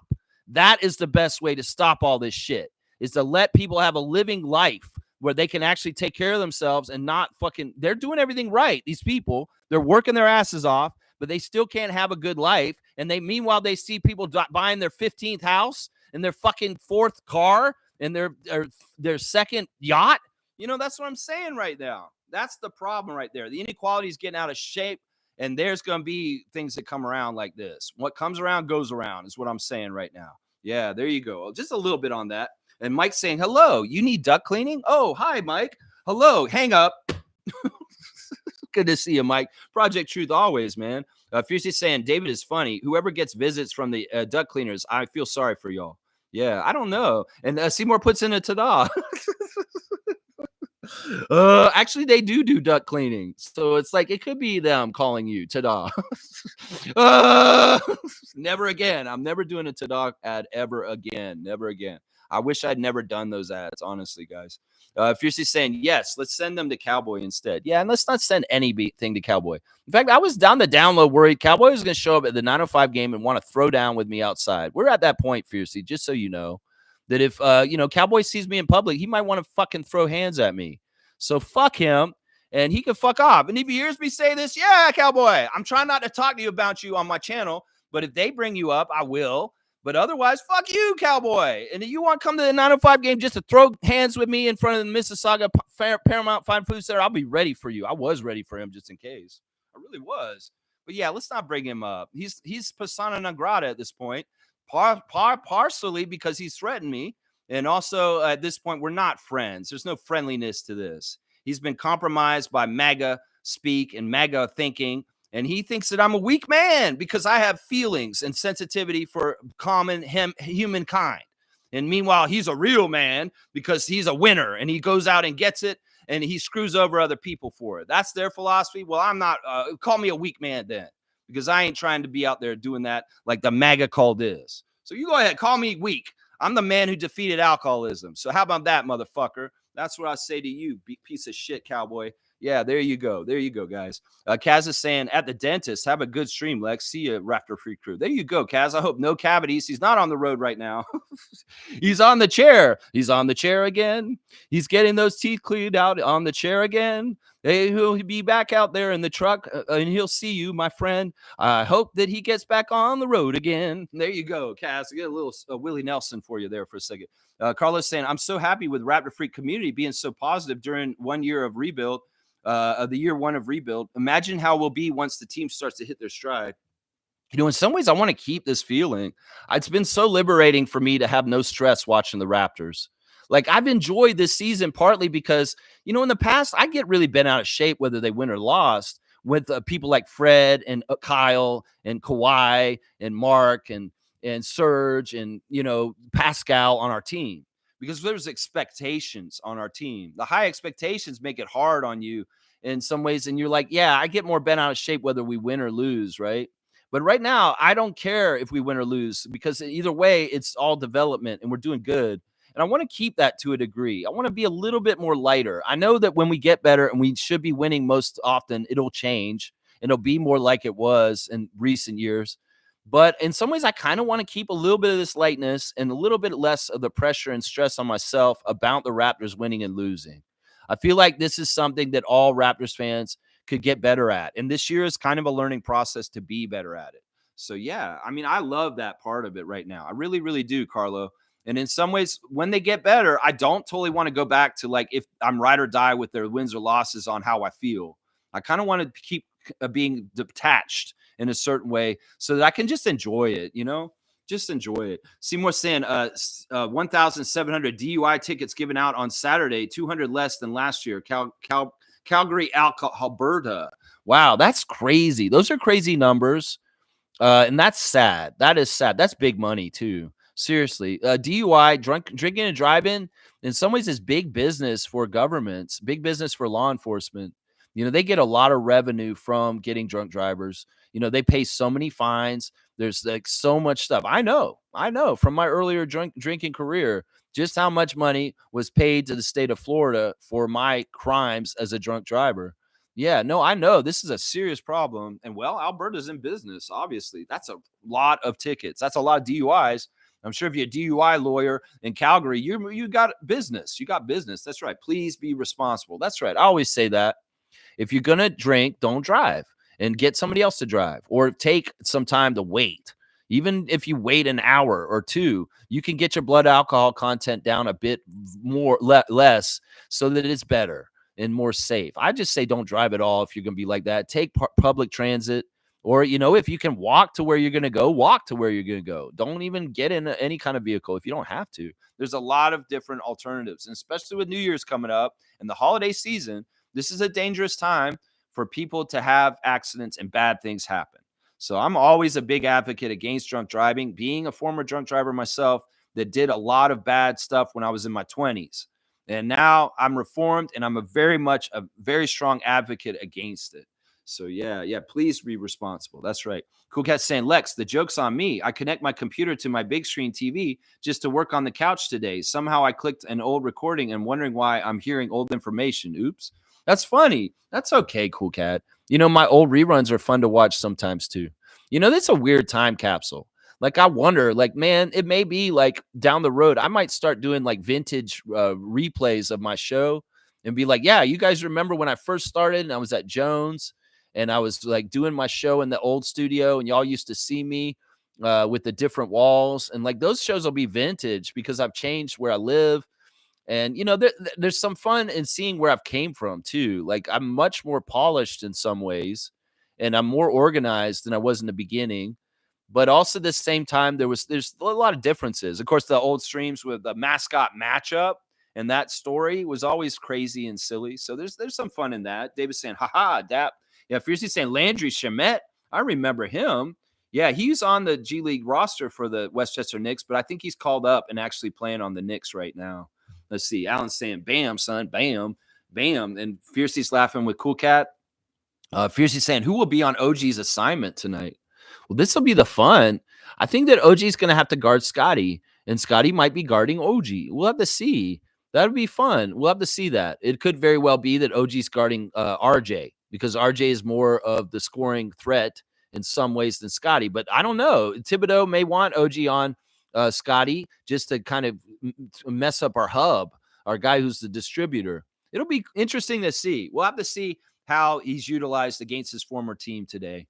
In some ways, I'm very happy if Cat is not playing because we may have a size advantage and we may be able to really destroy them in the paint with rebounding and points in the paint. So we'll have to see. We'll have to see how things go. Without Hartenstein on that team, they're not the rebounding juggernauts they were last year. And that was a big reason why they swept us last year, is that they cleaned up the glass with their team last year. And we were in a weird position where we were all in flux with changing our roster to this year. And in some ways, that was part of the issue. But yeah, we need to beat New York. I want to beat them today. We can. I really do believe we can beat them today. I really do. Fiercely saying, who do you think is the best foul baiter, Lex? I had Harden as number one, but yesterday at the broadcast, Wolves versus Golden State, they said Randall was also very good at it. Do you agree? I think that, Harden used to be good at it, but they changed the rules and took away some of his best foul baits, which is rightfully so. Trae Young's another one that they changed, and he was used to get so many fouls in certain ways, but he's not doing as well with it anymore since they changed the rules. I don't know. I mean, there's a lot of vets that are good at it, and they have their tricks of the trade. It's hard to say. If you really want to say who's the best at drawing fouls, it's probably somebody like Luca. It's probably somebody like LeBron, or it's one of the very high level guys that get fouls like crazy. In some ways, I don't know if it's LeBron. It could be. Your names are probably pretty good. They're probably pretty good. Jimmy Butler is somebody that I think is very good at drawing fouls, and Julius Randle, sure, too. Trevor's saying Bronny rookie jersey sales over 500,000 sold. Well, okay. All right, people, you want to have Bronny jerseys, you go ahead. I'm not going to rain on that parade. I don't know how, that jersey is that. I don't know. I don't think that jersey is that cool myself. Smooth saying Blue Jays shot their shot. It bodes well for other Scott Boras clients. Juan Soto's agent. Okay. So it's good for clients of Scott Boras, but not necessarily good for the Blue Jays. Good morning to you, Smooth. Stargate saying, I'm interested in seeing how this hockey-centric Canadian media treats the new basketball entity. I'm going to watch them very carefully. It's going to be weird. They're going to be disregarded and ignored on Sports Center in some ways, but maybe not totally.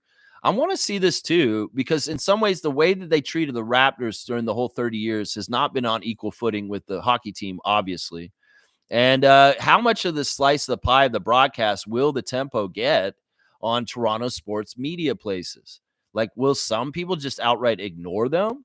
Will some people give them like a couple minutes and just highlight their teams? I mean, it used to be Sports Center used to be the highlights of all the sports going on in Toronto so you could keep up to date on this. But that's not always the case with these sports channels anymore. It's more talking heads and opinion than highlights and people like saying funny sayings over highlights from the games last night.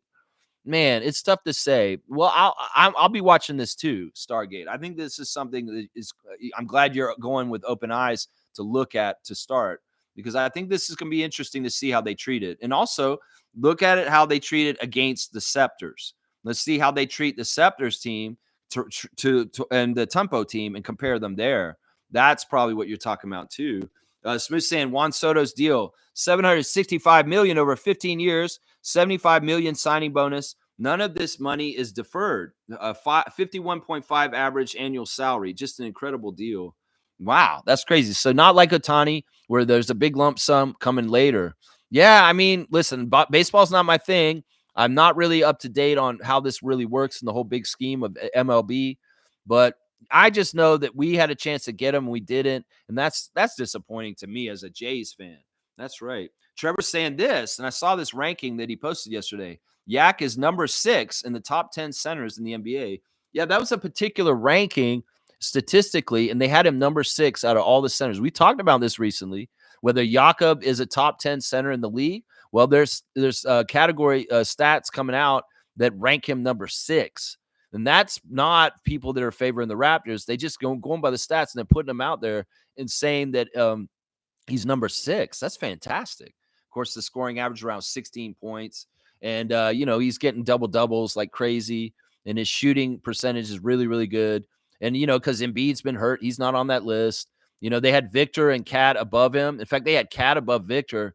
And a lot of Spurs fans were pissed off. They're like, how can you put Cat above Victor Wembanyama? Yeah, it was interesting, a list. Thanks for sharing it on there, Trevor. David saying other healthcare companies have removed their board members' names from their websites and taken down photos of other executives across a variety of companies and corporations. Yeah, so the thieves are trying to hide themselves now. It is what it is. This kind of stuff is going to have reverberations. This is the stuff that changes society. And in some ways, it's a catalyst, but in some ways also it's a wake-up call. In some ways it's also, maybe y'all should be thinking about things a certain way, and maybe y'all aren't sleeping as well as you did at night as you did just before this. It is what it is. I mean, they're going to do whatever they can do, and of course the FBI is going to be chomping at the bit to help something like this out. But if it's an average citizen and stuff like that, how much resources are they putting into this? And that's what I'm saying. Nothing is equal in the United States at this point. It is very much class by very, very wealthy class is a totally different thing than everybody else. And that's just the truth. That is just the truth. We can see it in every kind of thing like this. When the police come out with riot squads, they're not coming out to save people or protect people. They're coming out to protect buildings. They're coming out to protect property. And in some ways, they should be protecting people and protecting society, to serve and protect, not to serve the wealthy 1% and protect their property. That's not what that was supposed to mean in the beginning, is what I'm saying. Cool Cat saying, think tempo for marketing music, dance of all different cultures in Canada, indigenous dancing, Caribbean steel pan, country line dancing, Drake, Weekend, Bieber, tempo, vibes, rhythm of the country. Yeah, stuff like that. That's pretty good. I like that. And Stargate saying, wow, all over politics. Just a little bit. Somebody wanted me to comment on the CEO getting murdered last week. And yeah, I just put my little aside in there. But yeah, they're scared. Obviously, if they're going to start scrubbing all of the information about who they are, listen, they can do that, but it doesn't matter. People will find out who they are either way. It doesn't matter. They already put themselves all over the place. In fact, that's part of their ego. Is that, like, Trump is the ego guy. He has to be all about his ego and his name, and I'm the best. Well, some of these CEO guys are just as conflated with their egos, and they like to be out there with philanthropy, saying, "Oh, I'm doing such good things." They're going to be putting themselves out there. Well, they're going to try and hide themselves now. Well, listen. If y'all are the ones who were already in power, they already got the list of y'all's names. You go ahead and hide all that information from the website. They already know who y'all are. It doesn't matter. They already know who all y'all are. You can hide it. And unless you're stepping down and going out of the business, well, they're going to come find you. I'm sure if they are going to want to, they will. They'll find a way. Obviously, they did this time. That's right. Fiercely saying, "Oh shoot, didn't know about that situation. That's unfortunate, Lex. I don't like discord." Well, the signs were there this whole summer. Bradley been needling me as a Trump MAGA idiot, talking trash politically towards me in the stream, and y'all weren't noticing it because you maybe like, "Oh, Bradley's so nice. We love Bradley." No, he was being a little shit since June, and little pot shots at me here and there. In fact, there was a moment where he kind of went off on me at one point because he thought I had banned him or something. And he said some shit that was very mean to me, but I didn't care because I don't give a shit what he thinks. And then he said it again in the stream the other day. He called me out in the middle of the 905 stream and started talking trash about me. And I said, listen, I don't care what you think, and you're blocked. And he has no access to me at all at this point. So it's dumb. He has fallen into echo chamber of MAGA thought. And he's echoing their same keywords, what they're saying right now. Like when he called me a weak man, that's totally what they're saying right now. They're saying that any man that voted for Kamala Harris is a sensitive, weak pussy. Is basically the diatribes is going from the MAGA male bro kind of side, which Bradley identifies with. In some ways, it's a very chauvinistic, misogynist side of thinking. And I'll never be like them. And he can go ahead and think I'm weak for it. You know what's weak is going with the group and just thinking everybody's being on the winning side and saying, "Oh, that's the weak stuff." Standing for what's right when a lot of people are going to the other side and saying, "Oh, this is what's right." No, I know what's right, and what's right is not Donald Trump's world. And Bradley, unfortunately, has been compromised. And he thinks that the MAGA world is the real world and that all that kind of stuff. I deny that shit. I'm for a world of inclusion. I'm for a world of diversity. I'm for a world of loving everybody, trans, immigrant, whoever. And that side is full of hate and preying on the fears and hatred of very stupid, low IQ individuals like Bradley. And that's what has happened. So he's compromised. He listens to right-wing radio, has friends that he works with probably that has all kinds of shit that they say that he is influenced by. And that's a big part of it, is that, he gets an echo chamber. And he thinks that, and they won. So it's even more ensconced that they're emboldened to be like this. And I would say this, they just won this election. Why are they so angry still and been out of shape? I should be angry. That fucking evil won in the election. Meanwhile, they won and they're still all pissy and arrogant and angry. In some ways, I'm like, dude, you won. Why are you so mad at me still? Because they fucking only have hate and anger in their lives. That's all they are. Is the MAGA cult and their bullshit. They have nothing otherwise other than anger and hate and fear. And that's all Bradley works on at this point. So fuck him. Yeah, all over politics. That's right. I've met Bradley. He's come to our hangouts like multiple times. I've met him in person, been around him. You know what? Sometimes you outgrow people. And like I said, he fell into that right-wing echo chamber, and there's nothing to save him from. He came in on the 905 last stream. I saw him and he said, all y'all on the Raptor Freak channel are brainwashed. I'm not the one who's brainwashed. See, they really are splitting reality at this point. And that's why people like us need to hold strong and say, no, y'all aren't changing reality and perception in this world to Donald Trump's vision of the world. Fuck that shit. We're not normalizing this shit. So it may be more and more important for us to hold on to our values that we hold as far as how we feel about society and diversity and equality for all, and trying to get better equality in wages and all that kind of stuff, because that other side is not for it, and they're all about ugly hate and fear. I'm telling you right now. So I'm sad. I'm sad about it because I don't like losing friends like this, and he's not the first one. Trust me. I worry about a lot of my friends because they're around a lot of stuff and they're just easily influenced, and they end up falling in that maggot hole too. Yeah, it's sad, man. It's sad. He's full on. I mean, if you're in our fantasy league, you see his name is called Trump Team Number 1. Fuck Trudeau is the name of his fantasy team in our fantasy league right now. I'll kick him out. I can kick him out, but I haven't done it yet. Now, I might still, because I was like, I don't want to fucking see that in my league, that he named this team Fuck Trudeau and MAGA number 1. No, fuck that shit. He's lost to us, guys. I'm sorry. And I would ask y'all to not bring him up anymore.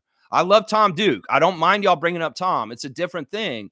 But in some ways, Tommy has turned his back on me too, partly because of politics. I don't think Tommy's MAGA. I think there was just a dumb misunderstanding between Tom Duke and I. And then honestly, it could have gotten figured out, but Tommy's mad at me and he doesn't want to figure things out with me. And he's fine with that. I'm fine with it too. I'm not trying to kiss anybody's ass and keep them here. If y'all want to watch me, you're welcome to. But if you don't want to, that's fine too. I'm not trying to hold anybody. In some ways, I got to be Lex, and I only got to be myself. And if I lose people over time, that's just natural. That's just natural. The real ones stay, and the ones like David and Trevor and Monique and Fiercey and Cool Cat, you guys are awesome. And all of you guys are in here right now. It's just, I can't conform myself just to please Cowboy. What am I supposed to do? Go MAGA and change my channel just to make Cowboy happy? Fuck that. Fuck Cowboy. Get the fuck out. And I hope I never talk or see you ever again. That's how I'm at with it. Yeah. Let's see. Smooth saying the Blue Jays front office will be judged on how they do with the other free agents this offseason.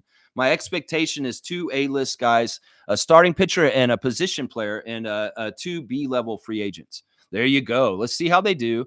And once again, the best thing to gauge how the front office is doing is how are the Blue Jays winning? And they haven't done well with that in the last few years. It's too bad. Smooth saying the Blue Jays offer was over $700 million to Soto. He just wanted to be in New York. So they had more money, but it's not attractive to come here. That's too bad, man. That's part of the problem too, is that if the front office isn't doing a good job for the Blue Jays, it becomes not an attractive destination for free agents. And in some ways, that's a problem. We got to work against being the only Canadian team in the MLB also. Let's see. Cool Cat is saying, class warfare corrupt. Billionaire trillionaires versus middle class and lower class experience massive job loss and terrible quality of life. History could repeat itself. I think we're on the way for this. And I think that it's the short-sightedness of profit margins for corporations as far as only caring about the shareholders and not really thinking about the people that actually make the company run and all that kind of stuff. The really bad part is the intersection of AI. AI can come in and they can just fire masses of people. In fact, there's going to be more and more unemployed people, more and more unhoused people. And this is what happens. When people's needs are not met, well, there is civil discord. And exactly what Cool Cat's saying. I could see this happening, that this kind of stuff is going to get worse and worse in the rest of our lifetime. It's trending towards this because the greed is good, Gordon Gekko. The 80s of Reaganomics have trickled down to this situation, to this point, where we've made our corporate overlords in charge of our government. That is very much evident as of this election. It's like they may make a facade and say, all right, yeah, you get Obama, you get Biden, but you can't get Kamala and you can't get Hillary. And you know what? We're going to put Trump in there, and Trump's going to cut our taxes more and more, raise taxes on y'all, and the price and cost of living is going to go up. Y'all are going to get foreclosures. Y'all are going to lose your jobs because our CEO friends are making jobs for AI. And what's going to happen? Something's got to give. That's why I'm a big fan of UBI, is universal basic income can be take care of everybody's needs and people are happy. Then they're not trying to kill you in the street, CEOs. So motherfuckers, how rich do you need to be, Jeff Bezos? Why can't you fucking get a wealth tax put on you that's fair? And then the social services will take care of the safety net for the rest of us. And then boom, all of a sudden, Y'all don't have to be looking over your backs for a gunman, just like John Lennon got shot in the streets of New York. I mean, how do you want it to go? It's your choice. You want anarchy and violence, or do you want to take care of the people? Because you're going to have to choose, because you're going to get one or the other. You're going to get one or the other. That's it. Yeah, you want to see the nice fluffy bear on that note that I got for Adriana, 905 Bear? He has a little hoodie. It goes over his head. See? He's like, oh, he's in the hoodie. Yeah, he's cool, man. He's like Justin's little friend now. Yeah, he's Justin's little friend. All right, on that note, just to make it a little lighter, Trevor's saying, I heard you guys going to get a textbook on food, a text break on food. I heard you guys are going to get a text break on food, a tax break on food. That's what you mean, a tax break on food?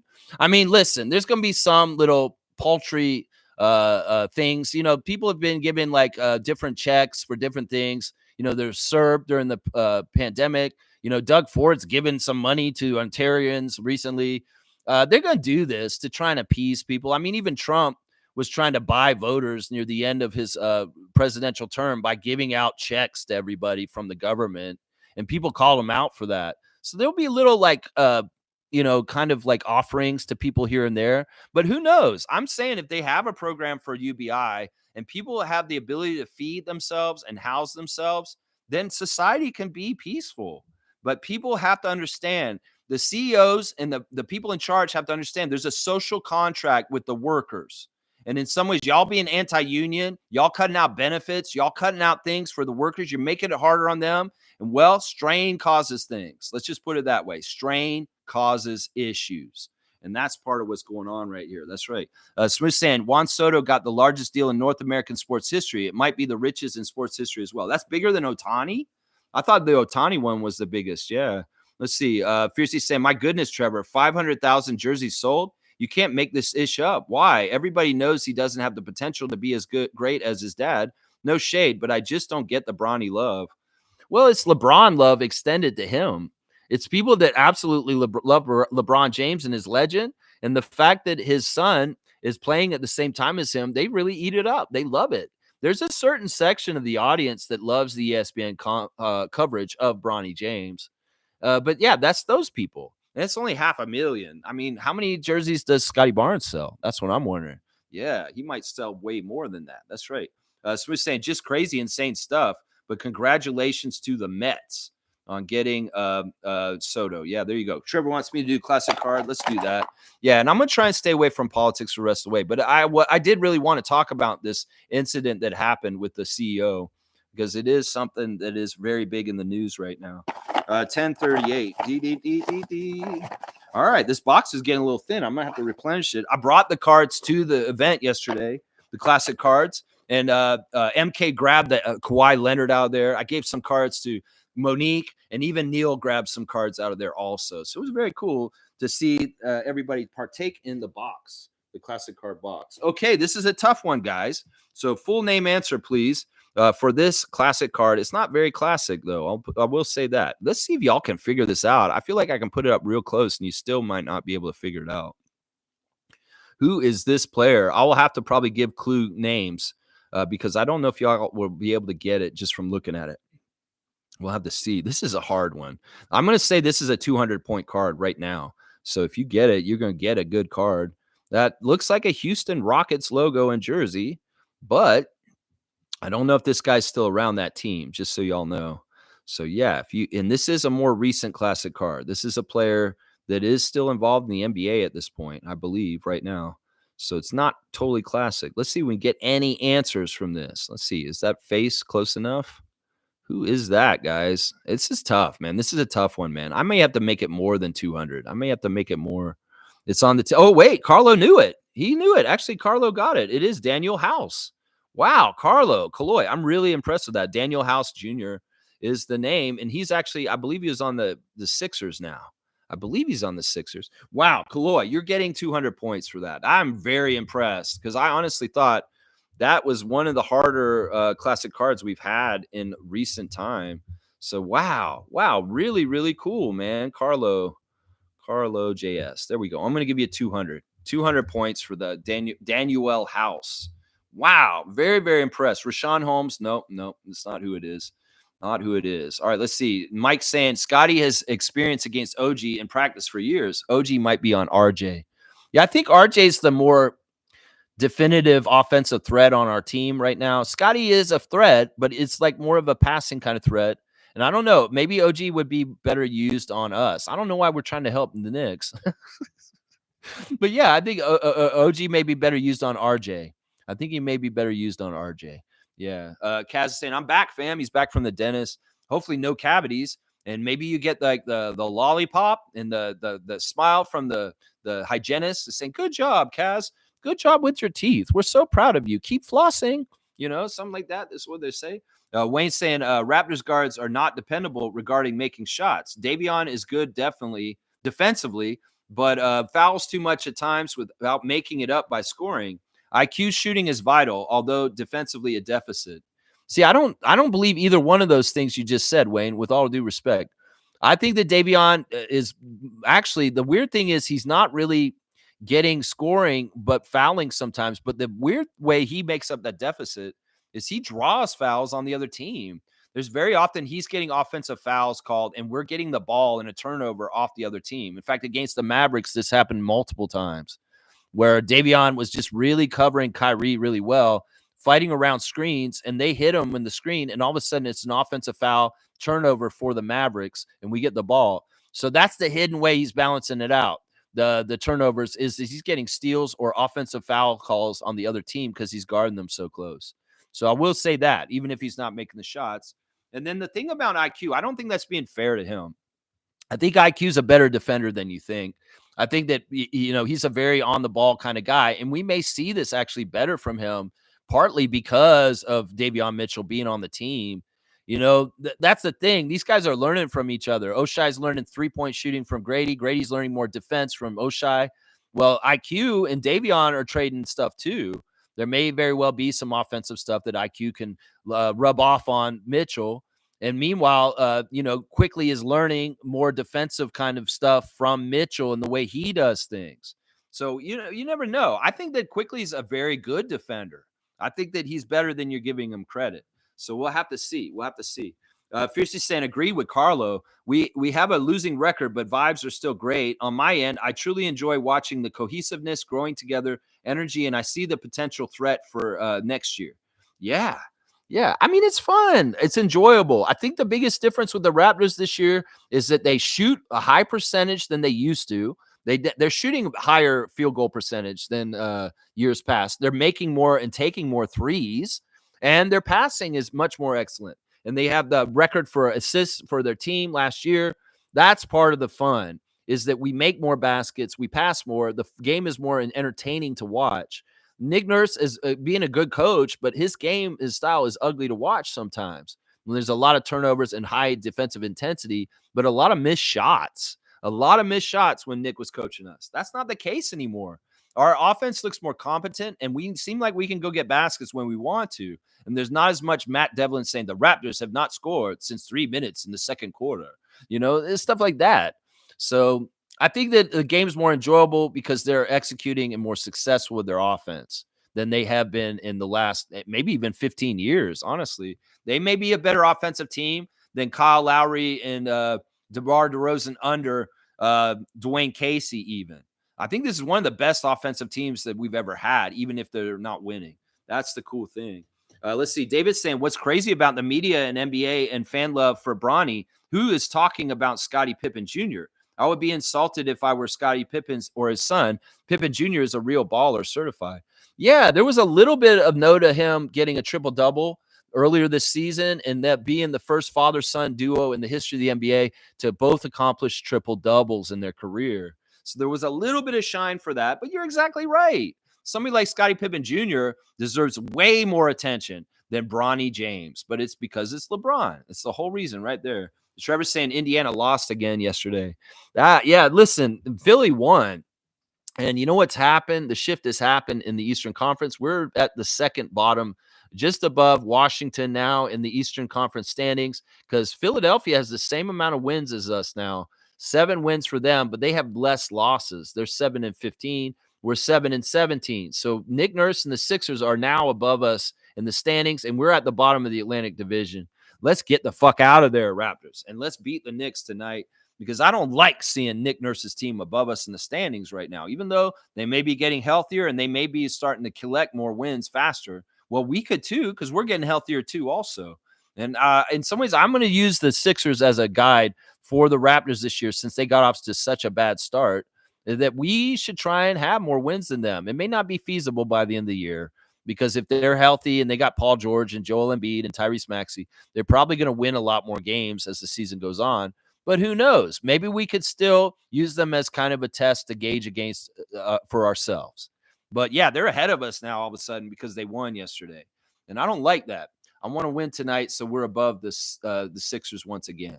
That's what I want to see. Yeah. Randolph saying, game day blessings to all our beloved Raptor Freaks, most informative gang. With misinterpretation comes misinformation. Stay true to your values and safeguard the truth. Now more than ever, I'm serious, that some people found out that perception is reality. And if they can trick you into perceiving something, then they will have you believing that is reality. That's the problem. And some of these people are basing it from hate, anger, and fear. And it's not from love and connection and looking out for each other. Christian values by Christians in the United States are not actually Christian at some points, because they're not trying to house the homeless. They're not trying to welcome the stranger like Christ would in his real teachings and the real person. That's what I'm saying. We've gotten away from reality because people are warping it for their own perception and their own selfish needs. And in some ways, it's more important than ever to keep holding on to the real truth about what we should be as humankind and looking out in goodwill towards each other. The real principles of Christianity are true and beautiful and helpful and for all.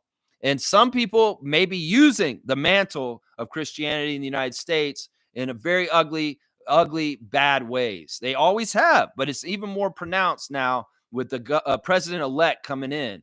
And this is going to be important because he is the president, and because there's going to be a lot of people trying to shift favor and say that you need to be more like us. We need to stay on the side that we know is what is right, because they're going to start trying to shape the world to be their image that they want.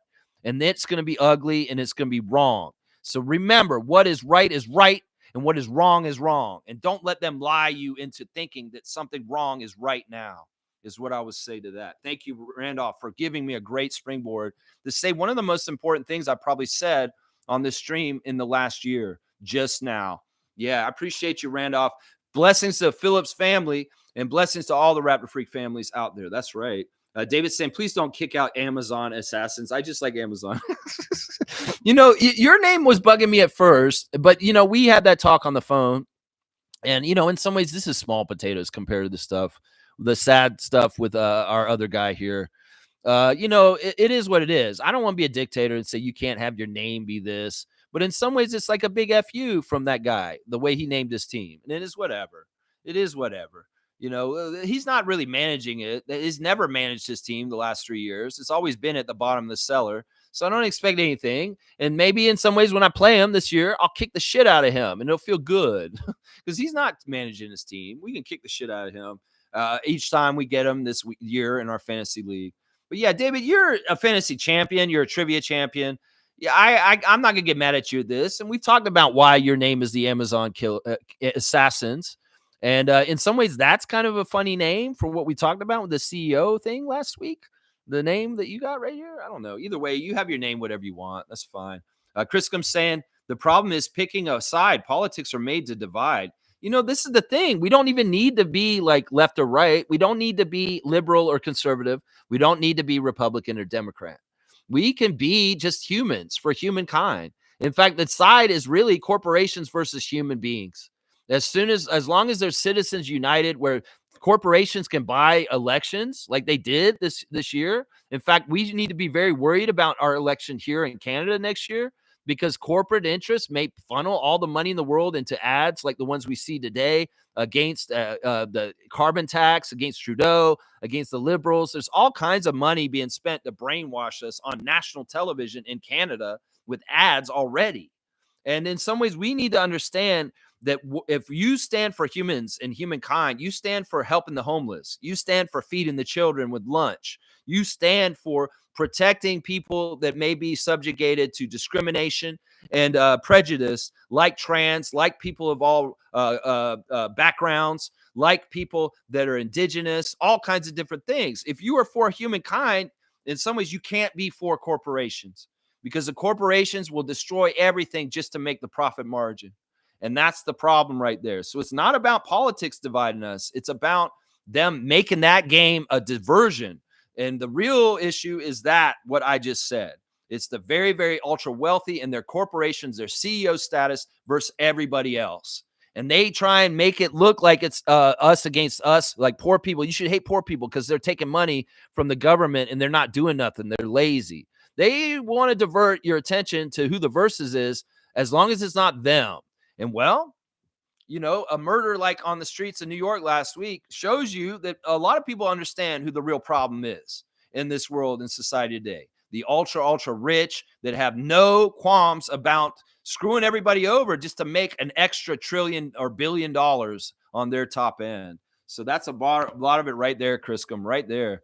He's saying, on another note, OG is my guy, but I'll take RJ and Quick over him. Yeah, I like that deal. I still do. Malachi was involved, and we got, I think we got Mobo with that pick too, that trade. Like, we got one of the draft picks in that trade too, in that trade. So it's like, I think we either got Shed or Mobo in that trade. So we're looking even better now that we know the rookie draft pick that we got from New York for Precious and OG and Malachi is actually a very useful rookie. So we got 2 starters and a very useful rookie in that deal. That's a great trade for us. Facts. That's right. Facts. Jimmy's saying the classic card was on the tip of his tongue, but he couldn't get it. It is what it is. It is what it is. It was not Rashawn Holmes. Carlos saying he's the guy who brought a girl in the bubble. He's the one who got in trouble for bringing a girl in the bubble and messing it all up. Daniel House. That's funny. All right, that's good. Man's got priorities. Okay. Mike saying Disney World street workers laugh out loud. Disney World street workers is like Tinkerbell and Minnie Mouse and kind of hanging out underneath the street light. Hello. Mischief's here. Good morning, you Mischief. Jimmy's saying we're on the come up. Mark my words. Yeah, in all kinds of ways. Society is too. In some ways, we're going to figure this out one way or another. Humans are inventive and ingenious. And in some ways, what's right is right. And in the end, right will come out in the all things. It may be dark and crazy and weird for a while, anarchy and chaotic. But in the end, the right thing will happen in the end for evening things out, even if it's the obliteration of our entire race. Seriously, I could see that. We're so stupid that World War III happens, some nuclear bombs get blown up, and it really screws up the whole entire world even further, just because of the greed and short-sightedness of people that are, in charge at the top. In some ways, that's scary that we got old mushy head Trump is going to have his finger on the button for 4 years at his age, and just how confused and weird he was during the election run. In some ways, that's scary as hell to me. This is one thing. A lot of people did not vote for Kamala because of her stance on Gaza, that she would not denounce the genocide. And a lot of people in Michigan that are from Arab countries did not vote for her that could have helped her win the election in Michigan. But this is a dumb thing. These people are stupid because in some ways, yeah, neither side is against the genocide. They're both on the same side because they're corporate forces.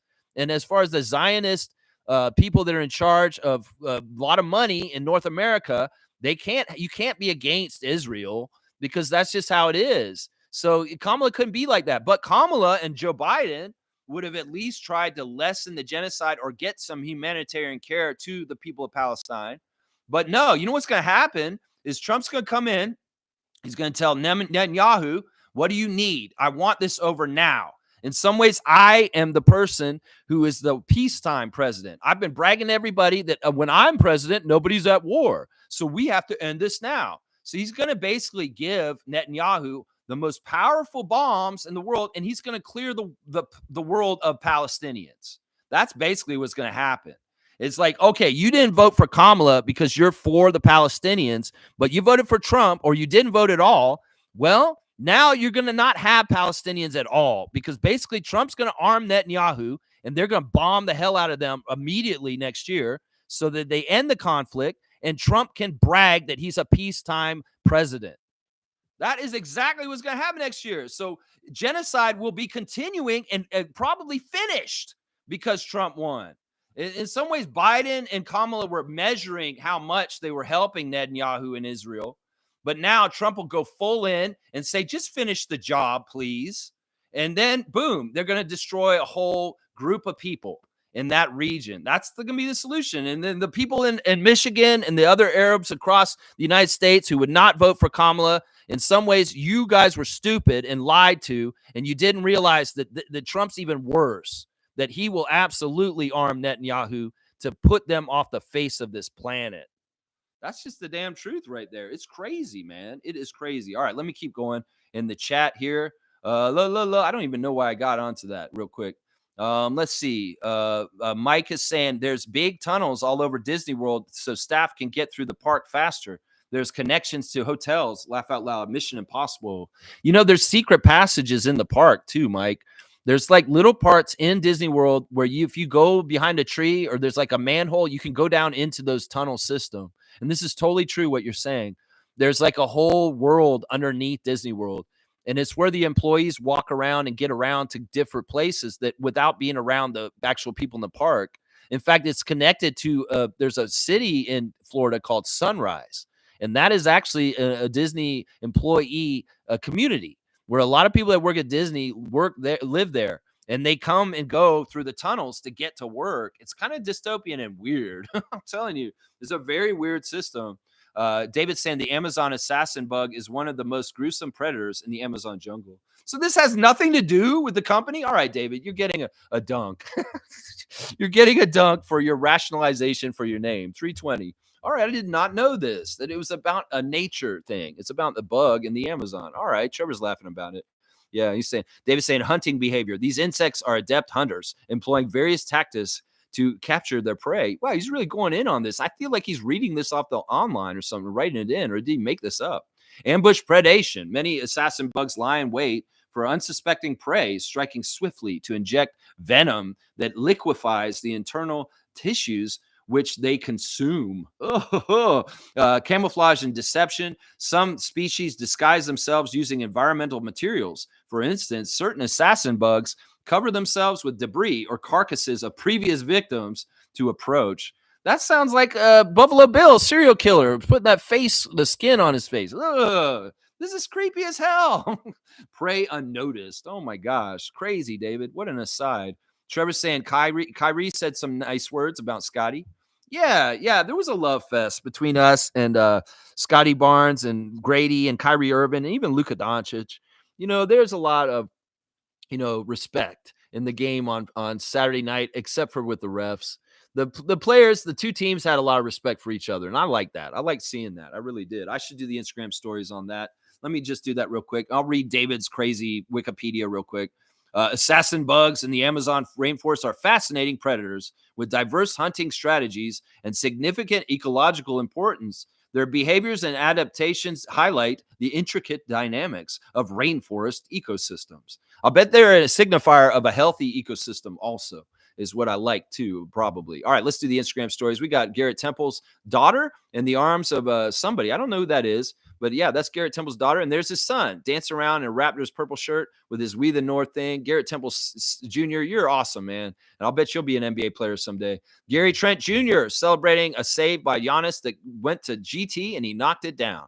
The Bucks are getting it back together, and Gary Trent's finally starting to do better for them. You go, Junior. I'm actually a big fan of yours still. Bobby Portis was the player of the game, and Gary is putting him on blast. Emmanuel Quickly is showing people getting baptized in church yesterday in the tank. I have decided, and there they go. They're going to dunk this guy back, and you are now baptized and christened as a Christian. And this is a real Christianity right here that Emmanuel Quickly believes in. Not that fake, full of crap, hateful Christianity that is being proposed by a lot of people down south. No, Emmanuel's got the right Jesus Christ. I'm telling you right now. There's Emmanuel sitting by courtside this morning, guys. Emmanuel is down at Scotiabank Arena, sitting on the courtside, maybe pondering playing tonight. against the New York Knicks, his former team. I'd like to see that, Emmanuel. I'd like to see you get back out there on the court and do something for us tonight. I'd love to see that. I really would. All right, let me see. Where's the next Instagram story I want to do? SGA celebrating Chris Paul's accomplishment as the second all-time in NBA assists, 12,092 assists for Chris Paul. And of course, SGA played with Chris for a brief little bit of time in Oklahoma City way back.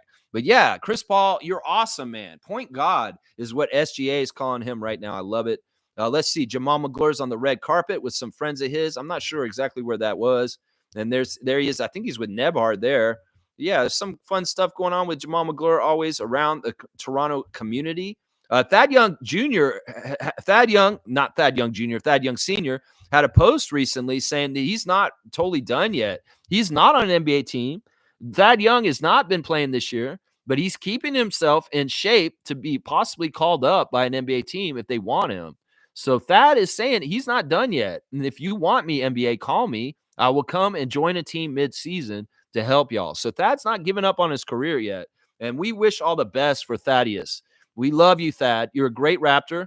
And I hope you get your wish and that you do get added to a team this season at some point. Because he's telling them, he's like, I'm not done yet. Y'all want me? Come get me. I'm ready. Jamison Battle celebrating the Minnesota Vikings, doubling up the Atlanta Falcons, 42-21 yesterday. Of course, he's a huge Minnesota Vikings fan, just like our friend King. I didn't even know this yesterday, but a couple of Raptors were at the 9:05 game against Westchester Knicks yesterday.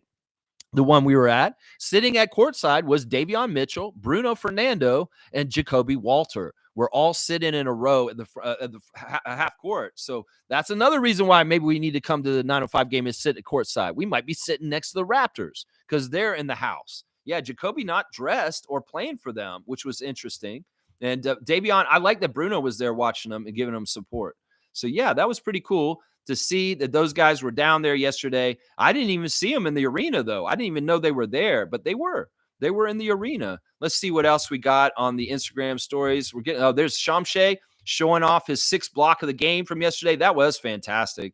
It was really fun to watch you block shots yesterday, Shamshay. You did a really good job with your timing. Really, really good. Toronto Tempo celebrating. Who is this? So deserving. Kyla Alexander. A Canadian basketball women's player. She got a reward or something. She got something, and Toronto Tempo are celebrating her achievement. Let's see. What else do we have on Instagram? They're not in a row like they usually are, so it's kind of hard for me to go through them all. Let me see. Is there any other Raptors we should look at? I think that's it. That's the Instagram stories for today. As far as things, yeah. Some of the Raptors were actually at the 9:05 game yesterday. I didn't even realize it. Davion, Jacoby, and Bruno sitting at half court. Very, very cool. Yeah, let's see. Trevor's saying that's why you have to believe in God's words. He said before anything happened, like that he will step in and show up and show his power. You know, listen, I'm not historically a religious person, but more and more I do believe in the ideals of Christianity.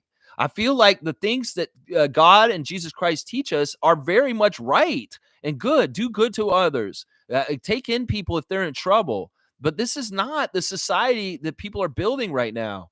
In some ways, we need to be humanitarian. We need to be looking out for each other. Because in the past, everybody had to look out for each other in community because it was the wilderness. And in some ways, you needed to help people because they could die of hypothermia outside if you did not invite your neighbor in.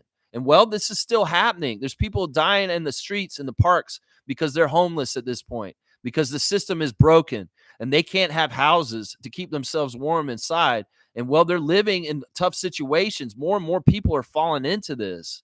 And that's the sad thing. And the principles of Jesus Christ, we would be looking out for each other and being very, very much, our heart is full of love and looking out for each other, not full of hate and fear, looking out and saying these people are awful and we need to get them the hell out of here. That kind of stuff, man. Like I said recently, the way the Raptors are so religious at this point, and from influence of people like Trevor J and other people in this chat, like Randolph, that are very devout, I have become a little bit more Christian because of you guys. I don't go to church and I don't read the Bible, but I do understand the basic principles of what being a good Christian is. And in some ways, I really do respect and value it. And I think this world needs more of it. This world needs more of it, is what I'm saying right here. Yeah. Let's keep going. W Stream 11:15. Thank you for the cutoff here. See, I know Mo's probably tired. She's been pulling double duty. She did a back-to-back. She went to the Mavs game on Saturday night, and then she went to the 905 game with us yesterday. So she's on a back-to-back. She's a little tired probably.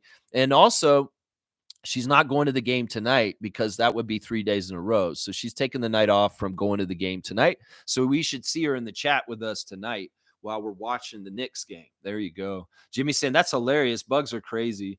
Yeah, I think bugs are fascinating. I think nature in general is fascinating. I feel like with so much man-made BS like online and internet and gadgets, and we are so wrapped up in a world that we made ourselves. In some ways, the guidance to get back to right is in nature, is in the ways of the indigenous people that looked at the land the way they did before anybody came here, when they were here originally.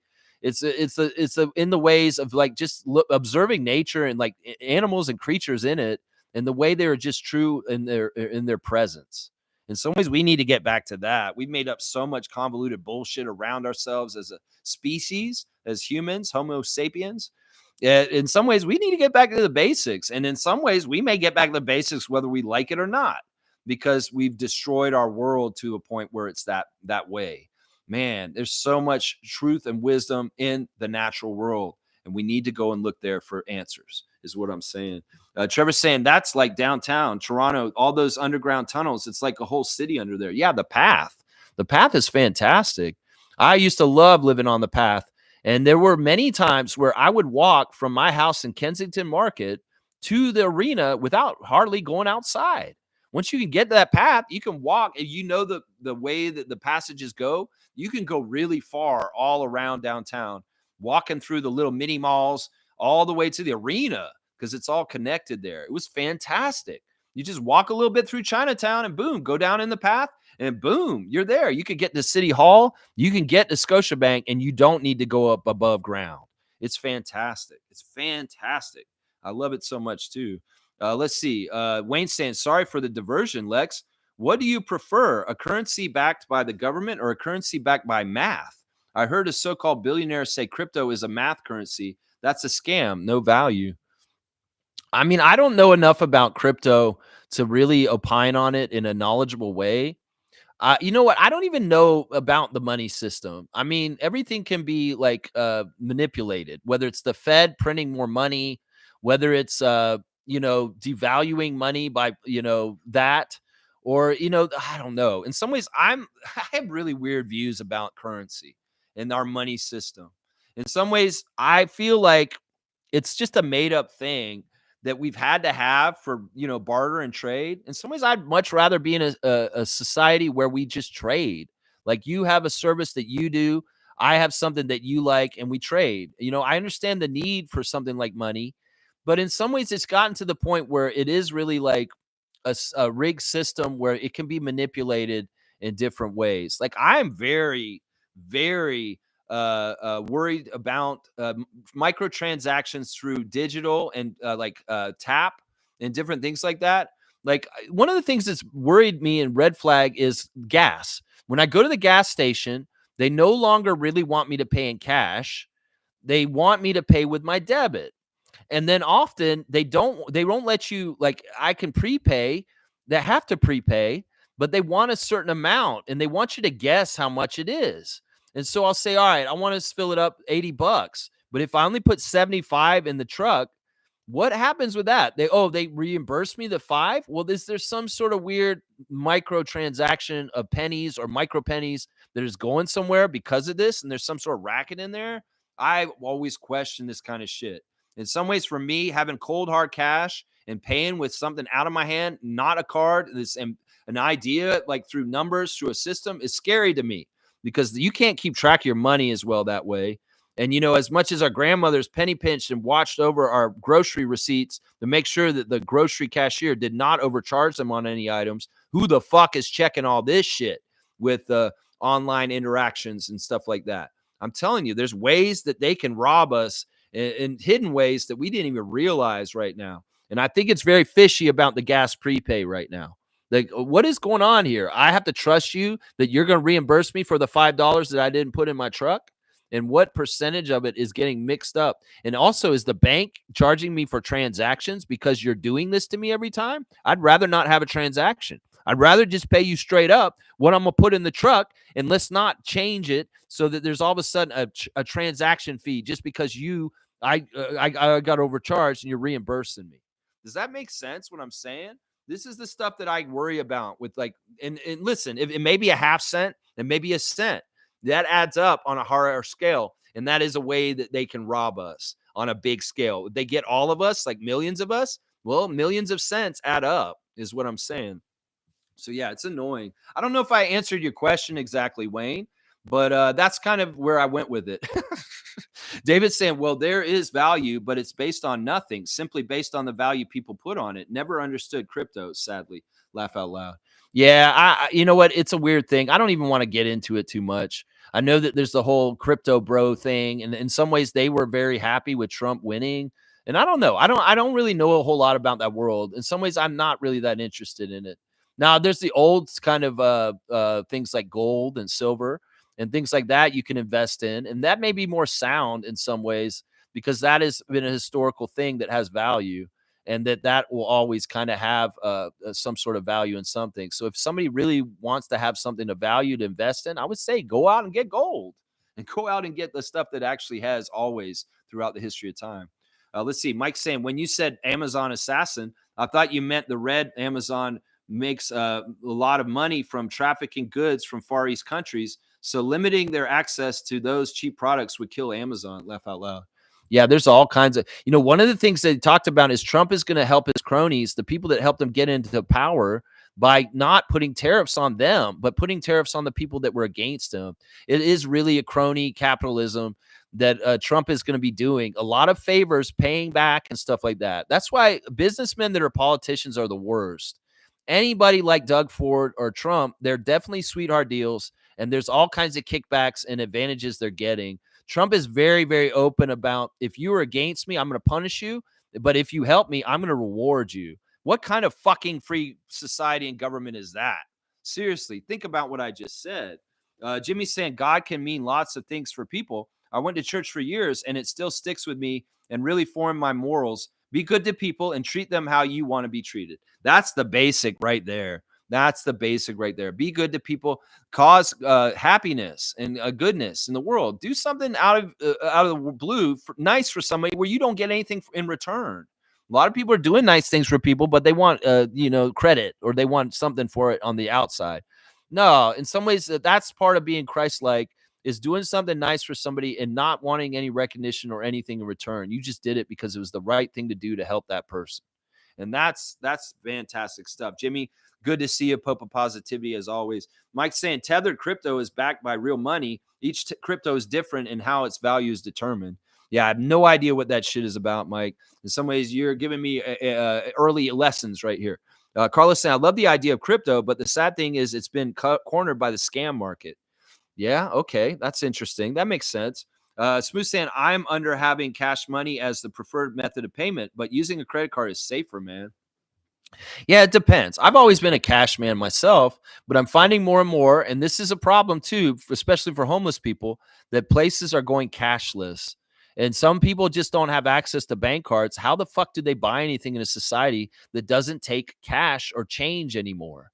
It's a messed up thing. In some ways, I don't trust that. Corporations wanting to move more and more to cashless and having only cards. Like, I don't like that about Scotiabank Arena. I don't like that they have no cash payment anymore in the arena. And then I don't like either that they're replacing people that I used to do the job in the concessions with self-checkout, where you scan yourself out in the arena more and more. I hate this MLSE. And in fact, you're a corporation. You're just as bad as a lot of other corporations, I'm sure.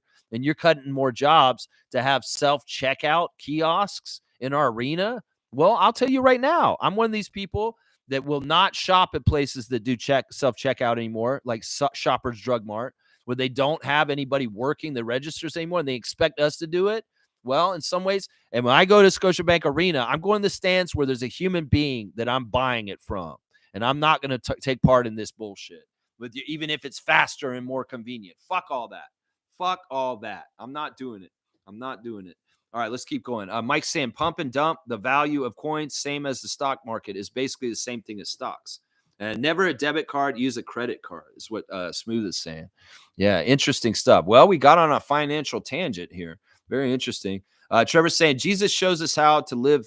Treat your neighbor like yourself with love and kindness. He never mentions money. He said you can never serve two masters at the same time. Money is the root of all evil. This is very basic and right on point with this. You cannot serve, Jesus Christ and serve the root of evil. This they're in conflict with each other, and there's a lot of people out there justifying what they do. I mean, the best example of this is televangelists that want your money. Then they have like multiple mega churches and mega mansions. Joel Osteen kind of people. They're using the tools of Christianity and religion to enrich themselves. So they are absolutely hypocrites and evil people that are using the belief system to enrich themselves, but for believers that probably need that money more. And they're grannies are sending their money to Joel Osteen so he can buy another mansion. It's messed up. And that's exactly right what Trevor's saying. You cannot serve both those masters, Joel Osteen. And your convoluted reasoning for how you can do that is messed up. So messed up. Seed money. They always want that seed money. You can send the seed money here, and I'll put a seed in the ground for you to get a plant of great flourishing and goodness coming to you later. Yeah, they're lying. They just want that money. There ain't nothing coming towards you in tangible way. They just getting your money, seed money. Wayne's saying, I totally concur. Now imagine watching basketball without the ball, and the score is determined by LeBron and the referees. Totally subjective and unseen, meaning illusion. Sorry for the diversion. It's all good, man. We get on these tangents. I think that this has been a healthy discussion today. We've covered a lot of heavy shit. And in some ways, if there's a couple things that I said today that educated or enlightened people to some of the things that are going on, that is what I'm doing. I may be telling y'all the referees for tonight are Tony Brothers, Simone Jelks, and Gianmitas Petraeus, but I'm also telling you that we have to worry about Trump warping the truth of the world in his administration in his second term, and that we need to hold fast. And I'm also talking about a lot of heavy stuff about the ways, the directions that things can go in society right now. Go Raps. I'm with you, Jimmy. All right, let's do the wrap up. I'm over 2 hours, and I want to make sure I didn't miss anything. First of all, the injuries for the Raptors are short, not a whole lot. Bruce Brown is out. He's been ruled out for today. Emmanuel Quickley is also out today, apparently, but who knows? I would like to see him maybe all of a sudden surprise us and be available to go against New York. DJ Carton is out also. On the New York side of things, their injuries are Mitchell Robinson is still not returned from his injury. Kevin McCullough Jr. is out. Karl Anthony Towns is questionable today, so we may not see Cat today, y'all, just so y'all know. Cameron Payne is also questionable for today. The refs, as I said earlier, are Tony Brothers, Gianmitas Petraeus, and Simone Jelks. Tony Brothers and Gianmitas both favor the Raptors, guys. In fact, Tony Brothers does not like the Knicks, is what I've discovered today. And it could very well be Tony Brothers is a home cooking guy for the Raptors today. So bust our asses. Do well, Scotty. Don't argue with the refs. And I think they might help us today. I'm serious. Simone Jelks is the only one who does not favor us, but she is the lowest on the ranking of seniority. So in some ways, she's not going to have control of this game. Tony will, and Gianmitas after that.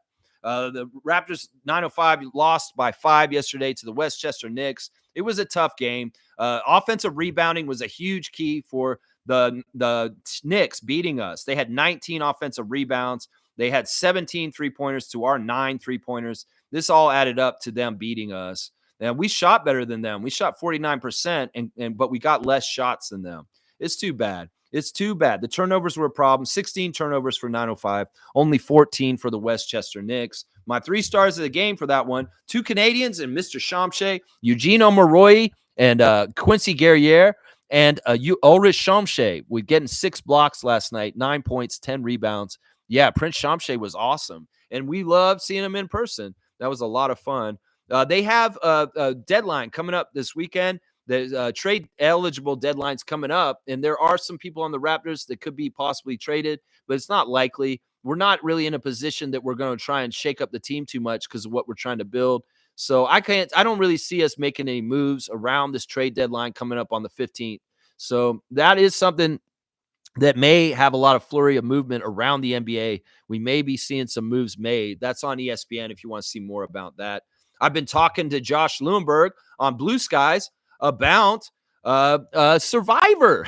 So that's been kind of fun, interesting. And let's see, is there a birthday today? Did I check the birthdays yet? Let's see. The birthday today. Oh, crap, guys. Happy birthday to University of Miami, Dewan Hernandez, former Raptors draft pick who is not in the league anymore. He was born in 1996, so he's 28 years old, I believe. So happy 28th birthday to Dewan. And actually, y'all, you know whose birthday it is today? This is crazy. It's the Tank Commander's birthday. Happy birthday to Aaron Baines. He is turning 38 today. Happy 38th birthday to Aaron Baines. Nefarious Raptor in our history. Gets a lot of jokes put about him, but in some ways, Aaron, I know you were trying to do your best for us. It's just how it was in that Tampa year. And you know what? I'm glad you got past your health scare in Asia, and that you got out of that hospital bed and you're okay at this point. I have no ill wills or feelings towards Aaron Baines. I know that Aaron Baines is a butt of a joke in some ways with some Raptors fans, but in some ways, y'all should respect the man. He was a professional basketball player in the NBA, and he is a good dude. He's a good dude, and I don't like how kind of we treat him in some ways. In some ways, we should be. I know he symbolizes tanking, but in some ways, it is what it is. So happy birthday, Aaron Baines, guys. It is Aaron Baines' birthday today, y'all, just so y'all know. All right, I guess that's wrapping it up. Let's see if you guys had any more comments real quick. Mike's still talking about crypto. I'm not interested in it. Wayne's saying, ditto, Mike. Simply put, he's saying crypto is only as valuable as the money invested. A group of people buy in for a quarter of the price and inflate the value a bit and wait for suckers to put money in and then sell their quarter of coins for full value. So this is totally like a pyramid scheme kind of thing is what you're describing to me. It's like pyramid scheme kind of stuff. Okay. The post Scotty. Let's go, Scotty. Let's put him in the post. Let's beat up them babies down low, Scott. You be the man, Scott. Take over the game. I've talked about this a couple times in the last couple days. Scotty, you are a powerful player in this league. We'd like you to step up and carry. I'd like to see you do something like Kyrie and Luka did the other night on Saturday, where you just take over and carry the Raptors for a section of the game, scoring yourself. You're so unselfish. You're a great playmaker, one of the best in the league. But in some ways, you're a very good post player also. And we want to see more of that sometimes, Scott. So call your own number 4. That's what we want to see more of, is what I'm saying. All right, y'all, thanks for watching me. Let's go, Raptors. I think we got a shot to beat the Knicks tonight. We've got to play together, play smart, play efficiently, lessen turnovers, get after all the loose balls, get the rebounds, and we may be able to beat the Knicks tonight and surprise some people. I think the referees are pretty good, and I don't want to say that and doom us. Hopefully they will be good. James Capers was awful on Saturday night. Hopefully Tony Brothers will be much better today. Yeah, Baines had a great season with the Suns. He was so awful with the Raptors, though. Yeah, he had a better career earlier in his career. The Celtics stuff he had was pretty good, too. It is what it is. In some ways, Aaron Baines had his NBA career the way it was supposed to be. And he was in a bad position. The whole thing with the Raptors that year was upside down, being in Amalie Arena in Tampa. And in some ways, Aaron kind of symbolized that. I thought we should have leaned more into Alex Len. And I was kind of annoyed that we're using Baines over him. In the depth chart, I would have put Alex Len higher than Aaron Baines. But Nick Nurse decided that Baines needed to start over Alex Len. And partly pissed off Alex Len, and he left and went to the Wizards after that. So in some ways, we mishandled things a couple of different ways that year. But we were all discombobulated. We were playing out of Florida because there was a pandemic and all kinds of crazy, stupid stuff going on.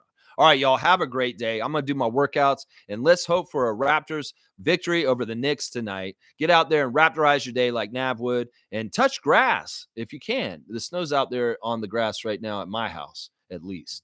All right, let's go, Raptors. Please like, comment, subscribe, share, or join if you enjoy this mix of Raptors information along with political commentary and all kinds of other stuff added in here. We learned about bugs in the Amazon today, and I think that made it all worth it today. Thank you, David.